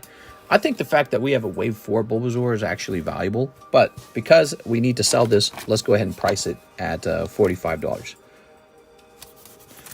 Wave 4 Bulbasaur. Very rare, by the way. God, if he was only a 10. Once he's a 10, he gets that premium price. South Park logo. How much was the other South Park logo? Does anyone remember? I'm an artist. By the way, there's no orders in the queue. The queue sits empty. Slow Friday night. PSA 10. South Park logo. Oops, I typed in Lego.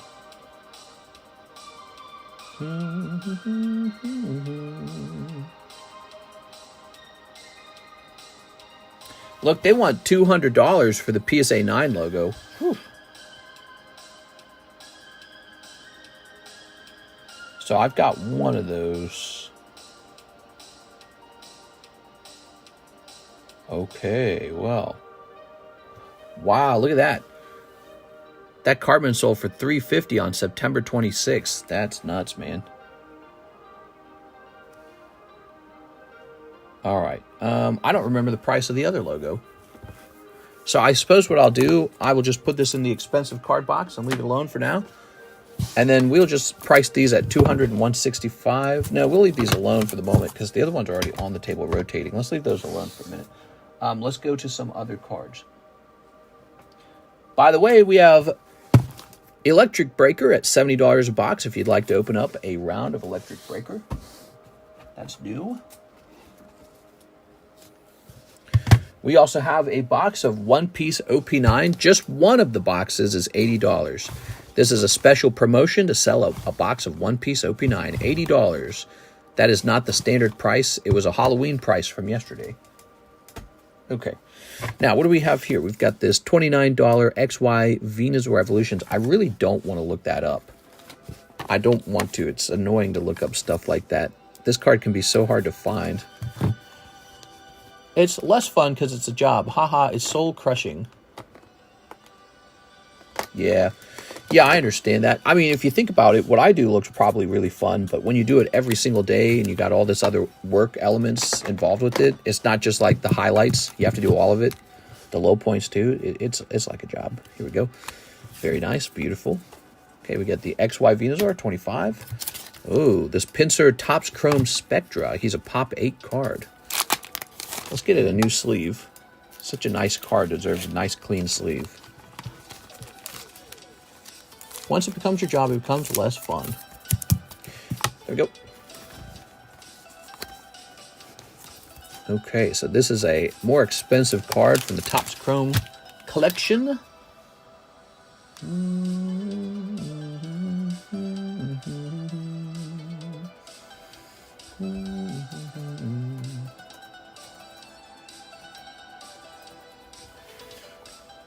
Okay.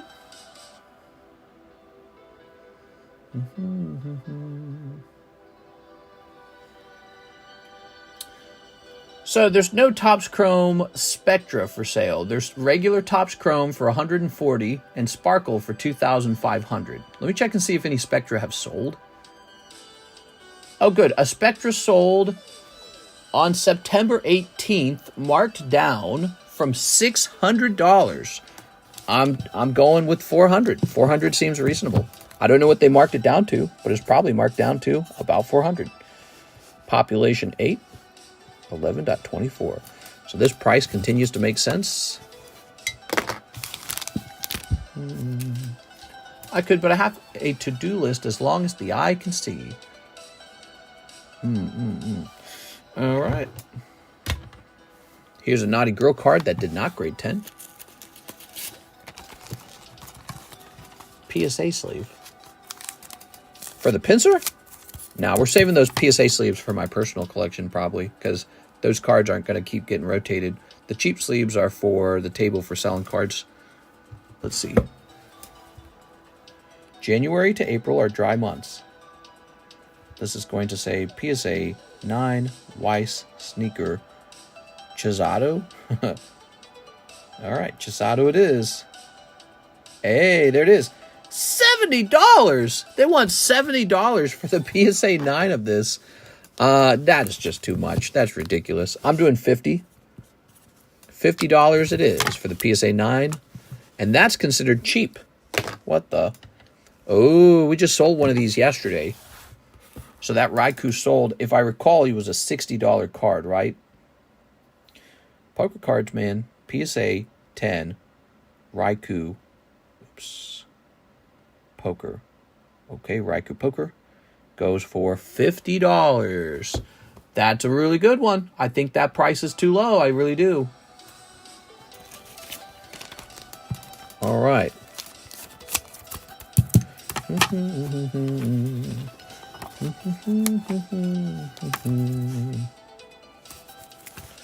All right.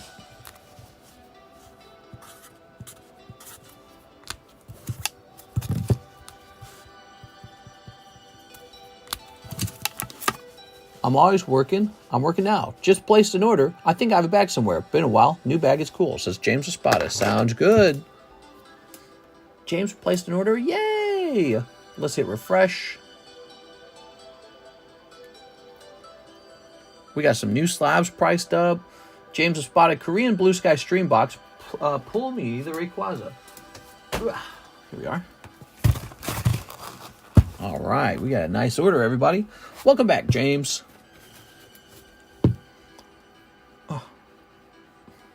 Got like a itchy eyeball here.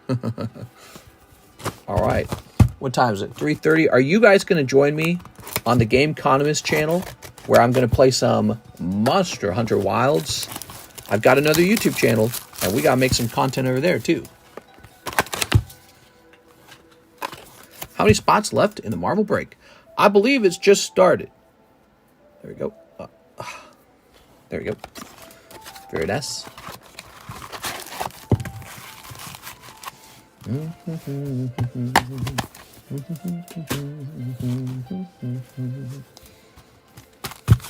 ahead and snip this. Snipping time.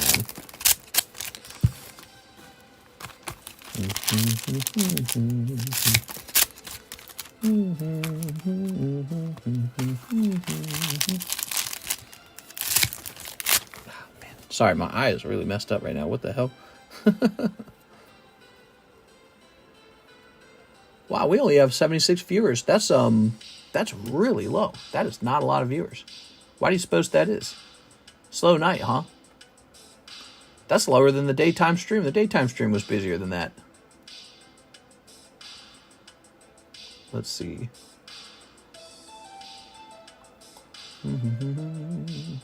We'll be there in the beginning of the stream.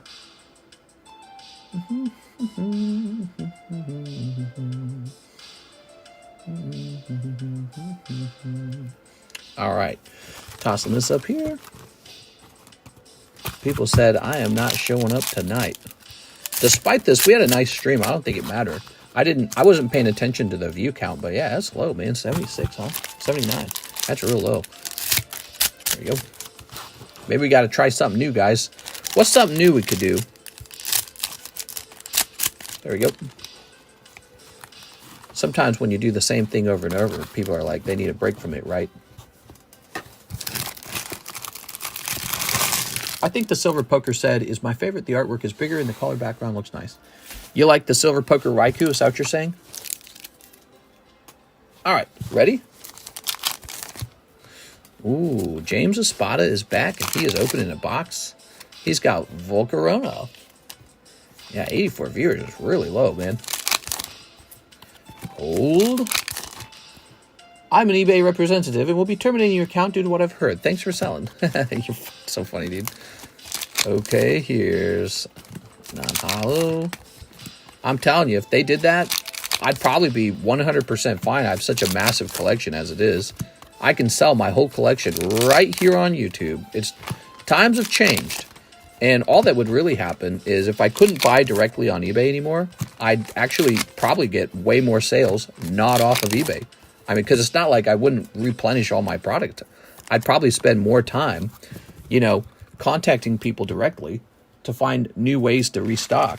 So in a sense, it could be a gift. It could actually force me to work very hard on only having private, relationships for acquiring products. So that's why I think eBay would be really stupid to do that, but they could do that. Here's the mountain. Oh, alternative art. You got Metacam. What if YouTube banned your channel? That could be tough. I think if YouTube banned my channel, I'd be pretty sad. I don't think they will. I don't do anything. I just open cards. But that one would be tough, I'd say. I guess if that happened, I'd probably retire. I'd probably retire is what I'd do. Maybe I'd work on something new, like woodworking or something. I would liquidate my collection, and then the liquidated collection would go into the stock market, and then I'd retire from there. And I bet you this is what I'd do. I'd actually open up a new live stream on Facebook, Instagram, TikTok, or whatnot. And then I'd alert all my followers on all my platforms combined that we've migrated from YouTube to a new platform. We'd probably have a reduced customer base. We'd probably have a reduced viewer count, but we'd shift to a new platform and run over there for a while. And I would probably steadily liquidate. And once I was fully liquidated, I'd see what to do next. But yeah, I mean, I'd be a little sad because I worked so hard over here to build this YouTube channel up. I don't think YouTube works that way. I don't think they just ban you out of the blue.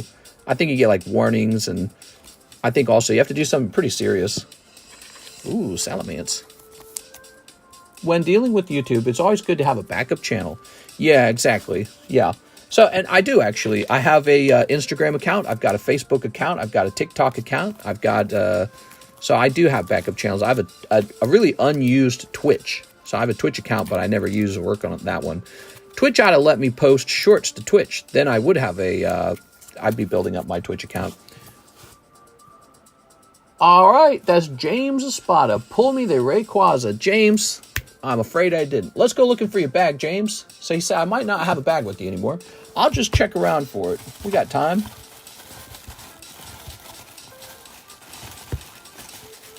James Bayer. Gaper Bingslade. Jack Gray.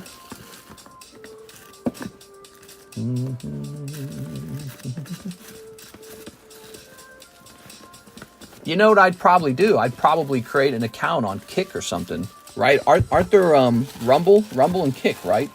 That's what I do. If I ever lost this account, I would start to build up an audience on a website like Kick or Rumble, because I would realize you can't rely on a platform to protect your company. That's 100% what we do. Yeah, you know, when I think about it, I wouldn't give up. I think I'd have depression at first, but then I'd probably double down and start working on other platforms. I'd be like, hey, come to my Kick stream. And that's where we're hosting our thing now. It's from Kick. So I'd move it all over to another platform, and it'll be like one of those decentralized platforms or something, right? Or platforms that protects free speech or whatever it is. Okay, James Espada. Thank you, James. Marvel Pack Breaks have how many spots left? All of them. If you're drawn toward the Marvel Pack Break, get into it, you know? Because if nobody starts it, it'll never have a point where you can finish it off. Somebody's got to actually jump into it. Next up, we have an order of 6 corrupted, 2 from Nightmares. Yeah, the From Nightmares, they cost a little more. They're still really cool. 2 from Nightmares. Will Quip ever work for you? My wife? No. She just got her pay raise. And she's moving on to a new job within her company, and it's going to be with like computer AI learning. So she's got like actually a pretty sweet setup going on. The job is computer learning. That's the new job. And she hasn't been moved over to it yet. In fact, I think the company isn't really sure what they want to do even. So I don't know when that'll start, but she did well in her interview is what I understand. She told me she did very well in the interview.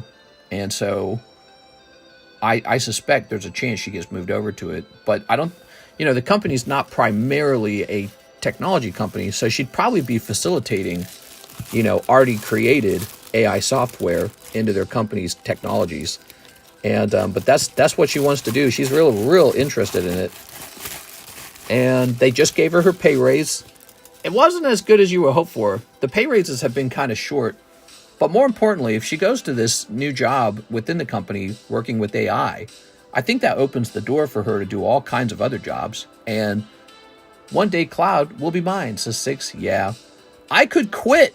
I could quit right now, and she could be my sugar mommy.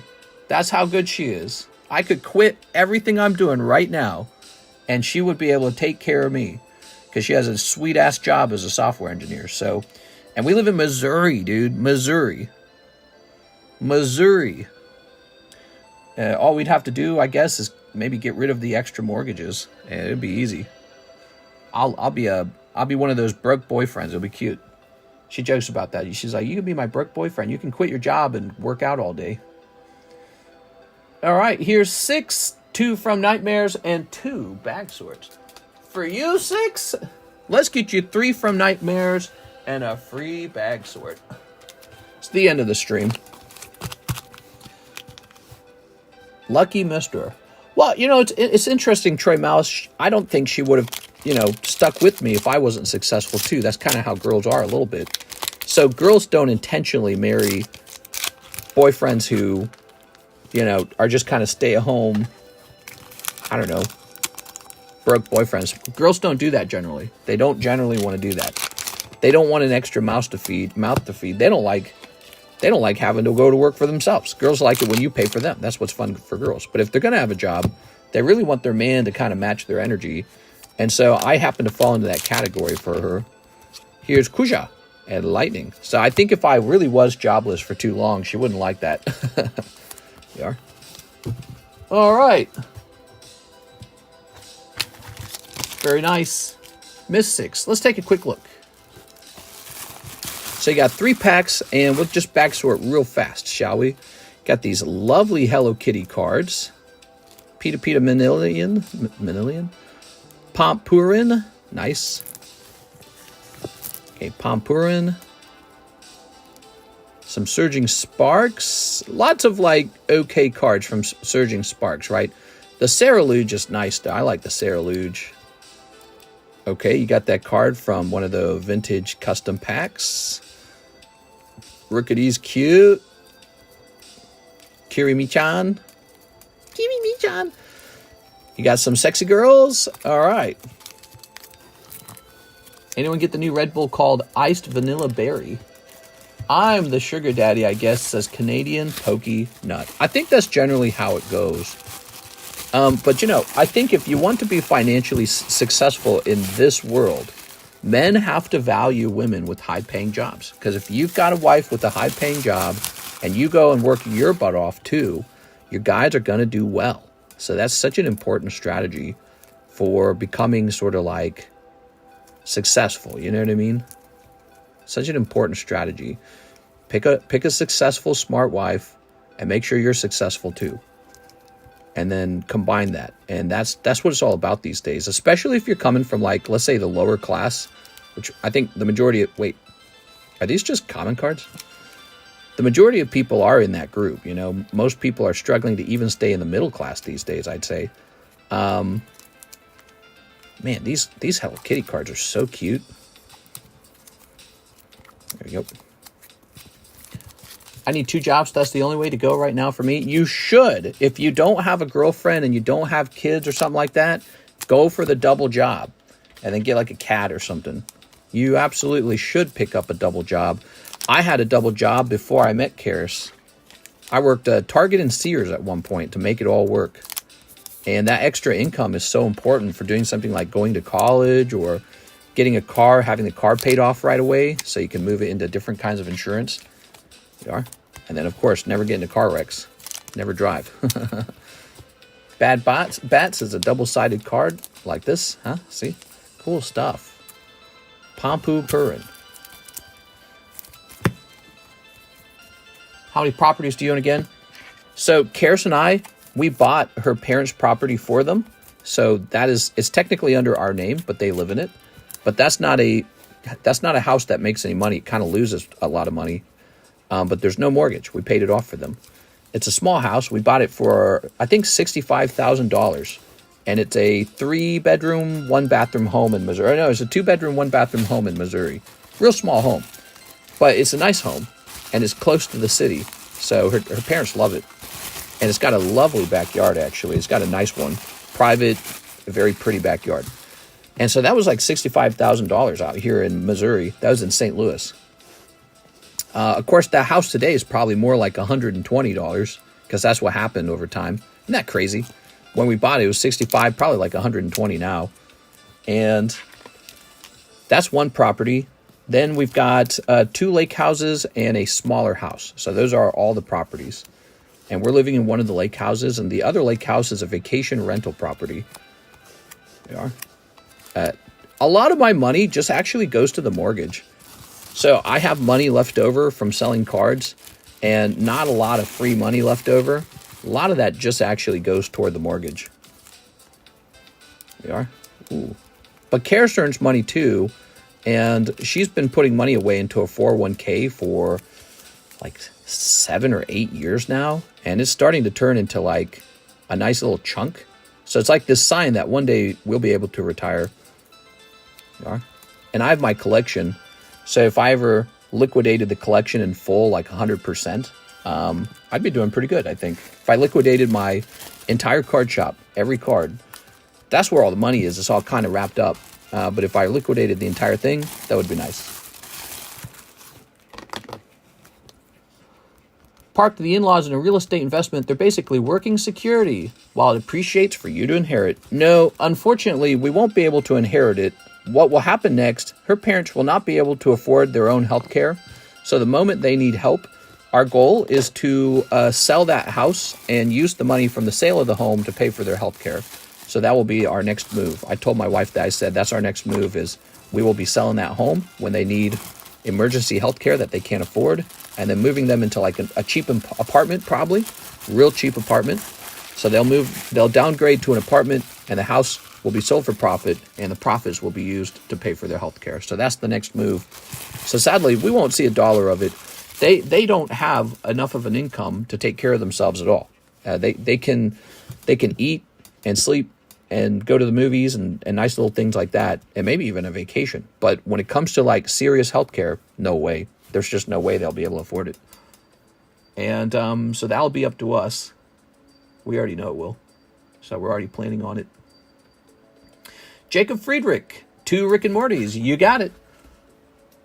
Let's see. You know he won't listen. What? Does the house not have capital growth? It does. What's it worth now? The little house? Probably like 120. Toss the commons. You want me to toss commons out? I can do that. Okay, you ready? You don't want to pay their rent. The parents' rent. We help them. We help them a lot. When they have stuff like their plumbing or something goes out, we just help them with it. You got more commons in here, but I won't go through them. Make my bag lighter. You really want me to? You want to take all the commons out? All right, let's do this real fast while we still have some control over the bag. Before it gets as bad as Tammy's box. All right, let's see. Tammy always wants me to do this to her box, clear her box out. I say, Tammy, we can do this, but my wife can never know. Let's grab this. Here's my melody. Oh, there we are. Lovely. Let's see. Oh, the fish. You haven't cleared my box yet. I'm sorry. We're going to clear it, though. That's no joke. There we go. These are campaign promises. I have to be elected president first. Let's see. 6 has got a much smaller amount of stuff, so we could just do it real fast right here, right now. We'll get you too, Tammy. Don't worry about it. We will get you. There you go. Besides, you've got your own spot, Tammy, so we got lots of room. 6 is in a spot where there's definitely not a lot of room. So getting her bag cleared is kind of priority because you've got so much space to yourself and she does not. Okay. Hello Kitty bulk. I would take all the kitty bulk if you don't want it. There we go. You could try to sell it, 6. I wouldn't give it away for free, 6. You can try to sell it to these mofos. Try to sell it for $10. There we go. I'm not a big fan of moving bulk around people's bags because if I can reduce my shipping, there you go. It's the same flat fee everywhere. Somebody who didn't actually pay for the product suddenly has a bunch of bulk in their bag. Talking about, bro. Yeah, I try to sell it, those 6. All right, let's see. Dude, the moment something like this happens, there's always somebody who says, give it to me for free. There we are. They're looking for the drippings. Ah, yes, where are my drippings? All right, I believe we've done it. There are other bulks. The bulks exist in here with these grill cards, but I'm not going to remove that unless you request that as well. There you go. Shipping is a killer. It is. It got more expensive. Shipping went up again. And we're going to get rid of the bulk boxes, the priority mail bulk boxes, and replace them with regular brown boxes that are going to be shipped USPS ground because of it. I'm going to have to reshape how we do the bulk boxes. It's that serious of a problem. All right, there you go.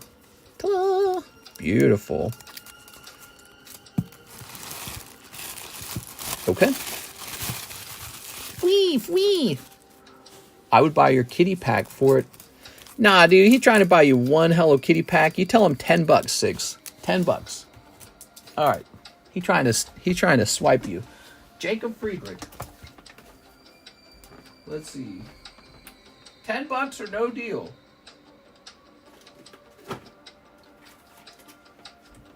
Two Rick and Morty season 1.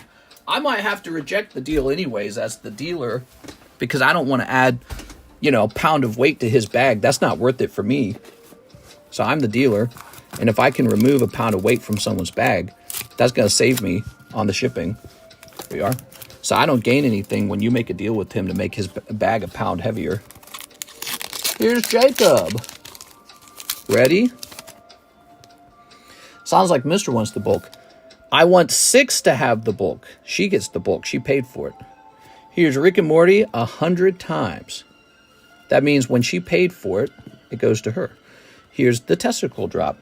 If you can sell it for a good price, I'd be happy to put it into his bag. Let's see. Rick and Morty. I get some unbelievable amount of cards. Some small handful of bulk doesn't really matter to me, so you're got the wrong impression about what's going on. I don't like loading up anyone's bag. It makes the table smaller, and I don't like the extra shipping. Here we go. I can't type. You make a customer happy. Here we are. Here's... Oops. All right. Improving Jerry's... Oh, look at that. Jacob Friedrich. Rick and Morty sketch card. It's baby legs. Dude, that is so cool, man. He just got baby legs. Look at that, everybody. Wow. It's a tattoo. Oops. That's why the Rick and Morty cards are so neat, everybody. All right. All right. Very nice. If it's not that big of a deal to pay 10 if it's okay with Mr. Yeah, if she can get $10 out of it, I'll do it. There we go. I don't want like free bulk for anyone. It would drive me nuts. I think I'd take the bulk and bend it all in half and throw it in the trash. Here's Jacob. No bulk. J.A. Let's see. Aha.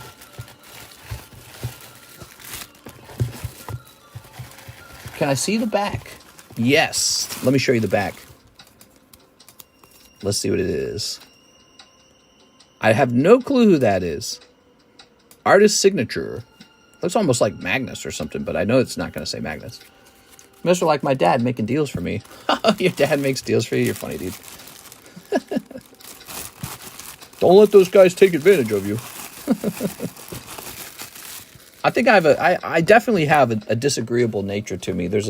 It's taken me many years to be less disagreeable. Here we are. I have a natural disagreeable nature. If you tell me you got to do it this way, I'll go do it that way. If you tell me the color is red, I'll say it's blue. Actually, it's blue. So I have that disagreeable nature in me. Here's Spoink, but it's not a good thing to have in all cases. You know, sometimes it's way better to be agreeable. I am not good at agreeableness. Here is Charmander, so it takes practice to be agreeable. I think for my brain, I get like really focused on something, and it's almost like I have like a weakness where I can't just let it go. Like some stupid little rule. How about this? Like we're handing out trick-or-trade packs. They cost me virtually nothing. I sell them for $1, which means they cost less than $1, right? And there'll be a guy who will like order a pack, and I'm not sure if he deserves one, right? Like, did he already get one? And my brain will like freak out, like he already got one. Dude, it's a 70-cent pack. Who cares?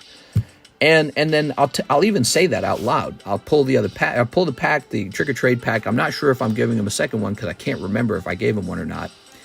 And even though I say that out loud that I don't care, deep down I do. It's like insane for me. It's like my brain, if it can't verify whether or not he's gotten one already, it's going nuts. And so maybe that's some kind of perfectionism or some brain problem with flexibility. I believe it's a brain problem with flexibility. So I recognize that I'm that way. I think my mom was that way. She has some kind of OCD with being like very clean, and none of us ever got it. We're like, what's wrong with you? Why has it got to be so clean? Like if you tossed your socks on the floor, she wouldn't like have a small fit. She'd be like, all right, get the belt. We're going to beat you 20 times, and then we'll see if you want to throw your socks next time. So she was real severe, and it was like the craziest thing. Like you knew something was wrong with her.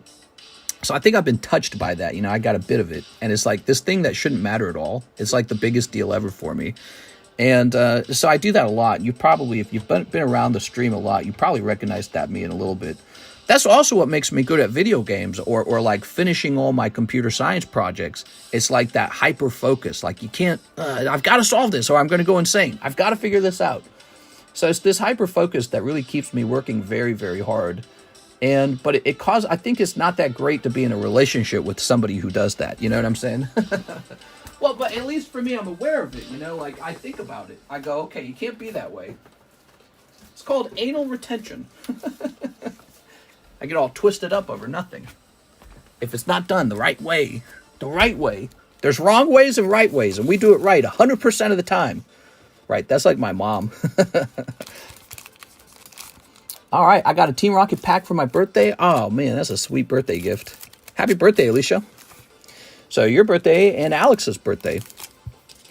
There you go. Let's call it having a stick up your butt. That's ADHD. You just described my life. I think it's some kind of measure the distance between your eyes. You'll find your answer. What are you talking about, man? We are Tussis over here. The distance between your eyes. But yeah, so I get really hyper focused on things that don't matter. And I think it kind of ruins the fun sometimes, or it's like, dude, like relax. It is.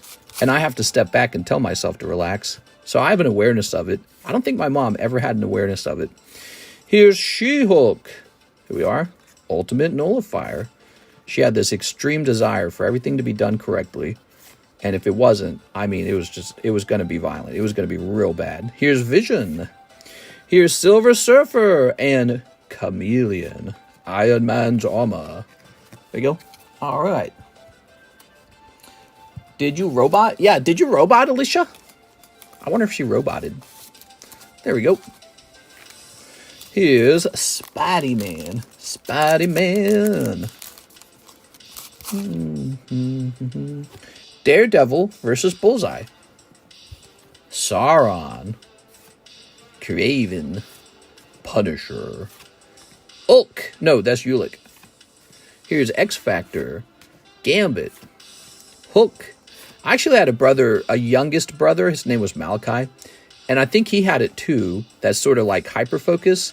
He was a real smart kid. You could tell he was like smarter than the other kids. He would figure out like gadgets and stuff super fast at like the age of 2.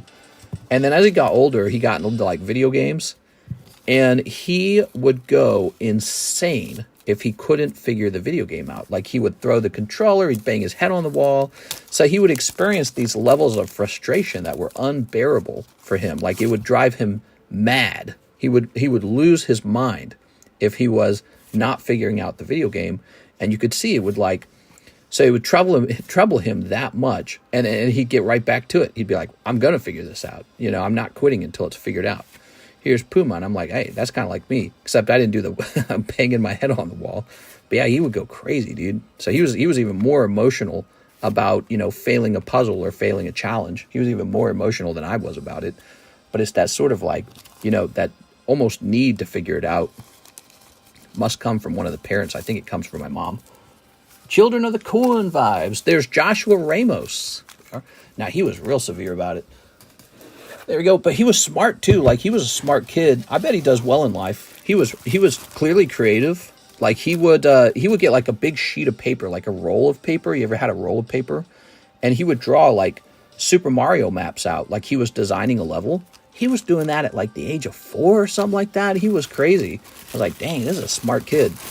And yeah, he figured out how to buy stuff on eBay by like the age of like 2 or 3. It was nuts. He was like a toddler. But he would be like climbing up on chairs and stuff to access like the VCR DVD player. And he'd be like operating the DVD player at such a small age. You thought he was going to like fall and break his head. And it was like, bro, you should. And he was talking. That was another thing. So there was this really surprising thing in our family where the youngest children, maybe the youngest 3 children, they were talking by like 2, dude. They were talking so early. It was shocking. They would talk earlier than any of the other children. They would learn how to talk at a remarkably young age. In full sentences, you can understand them. And we knew what was going on. Crammed little house, 13 family members, everyone's talking around the baby. The baby figures out how to talk in like record time. It's like you can't escape the noise actually in such a large family. So there's so much talking and engagement. The babies are figuring out how to talk at like this record time. So they're talking in like full sentences. At like this age, your baby shouldn't be talking at all. And we would run into people, you know, they would like hang out with our family or something, and they'd be like, "Oh my God, your children talk." I was like, "Yeah, they talk really young."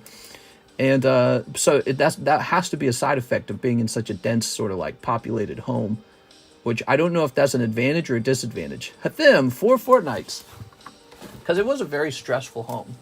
You know, I'd say that maybe having a calm, peaceful baby growing up might actually benefit them, their mental, you know, growth and development. But no, it would have been pure chaos in my family. Here goes. All right, let's play some games now. Yo, it's 4 a.m. I have to go play Monster Hunter World on my other Wilds, on my other YouTube channel. Yes, there's a beta out, a beta. And I don't know what's left in the beta, but I would bet the thing I have left to do is fight one of the bigger monsters. I'm just sleepy, so I'm not talking much. Here we are. All right, this is Hathim's 4 fortnights. Ready? Yeah, that subject of getting frustrated easily or getting hyper-focused is a fascinating one for me. Here we are. I think it's one of those core personality traits, right? All right. And subjects like genetics and personality traits are hyper fascinating to me. Let's see. Oh, it's like the fundamental building blocks of a human. All right. Tampa in the house. Well, guys, we are all done with our Pokemon card stream. It is a bit of a short stream. Oh, we just broke 100 viewers, too. That sucks. I don't know why tonight was so slow. I looked up at one point. We only had like 87 viewers. I was like, what? But we are wrapping up. Did you do my order? Let me take a look at your order. You probably just sent it. Give me a second. So it's Aovic 4 Korean Eevee Heroes. Yes, let me go grab those. Pretty easy one. We have to wrap up and go to my other YouTube channel now. That's going to be a thing. So you should anticipate that these streams can be cut short in order to run the other channel. All right, you're welcome to join me over there and watch some Monster Hunter, and you can talk to me and we'll talk about things. All right, there we go. Very good. All right. Oh, Gleason. It's Greaseon. What's the other YouTube? Yes, don't go anywhere. I'll show you real fast, okay? Here's a holo. It's called TheCardconomist. You basically just swap the word card out with game. That's the name of the other channel. Aovic. Ugh. All right. 5 a.m. on the east. So no more orders officially? That's right. No more orders. You ran out of time. We'll be back on tomorrow, though, so that'll be fun. To open up more Pokemon cards. Yay! Here's this. We have to set time periods for this. There's time limits for it because... Oh, good, that worked. We have to set time limits for this if I'm going to do both channels.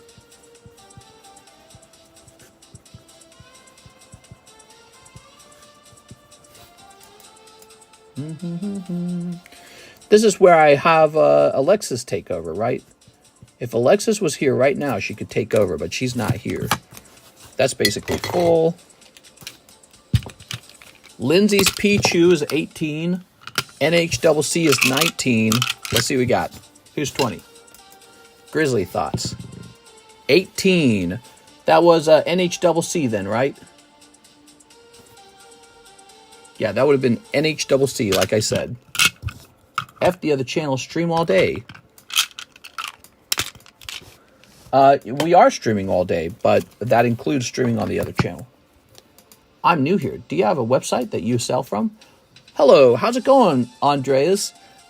We are, yes. So to purchase cards, you head it right over to the description of the live stream, and you'll see methods for payment, including PayPal, CASHAPP, and ZELLE. You'll see about shipping. You order shipping when you want to ship. You don't have to order it right away. So you can keep your stuff over here for up to a year. And then you also see what's for sale beneath that. You'll see a menu full of booster packs and custom breaks and all kinds of fun stuff. But we are going to be starting the end of the stream right now because I have to go to my other stream, my other YouTube channel. Oh, right. And what did I win? You won a little smoochum. You didn't even know what you won. Let me show you the channel real fast so you can see it. Okay, the TheCardconomist.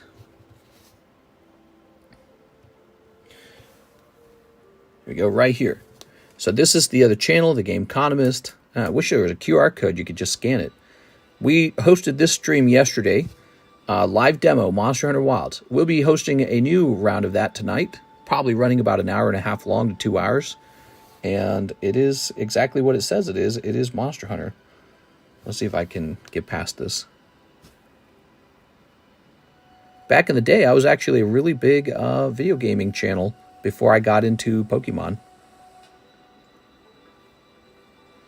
Oops. All right.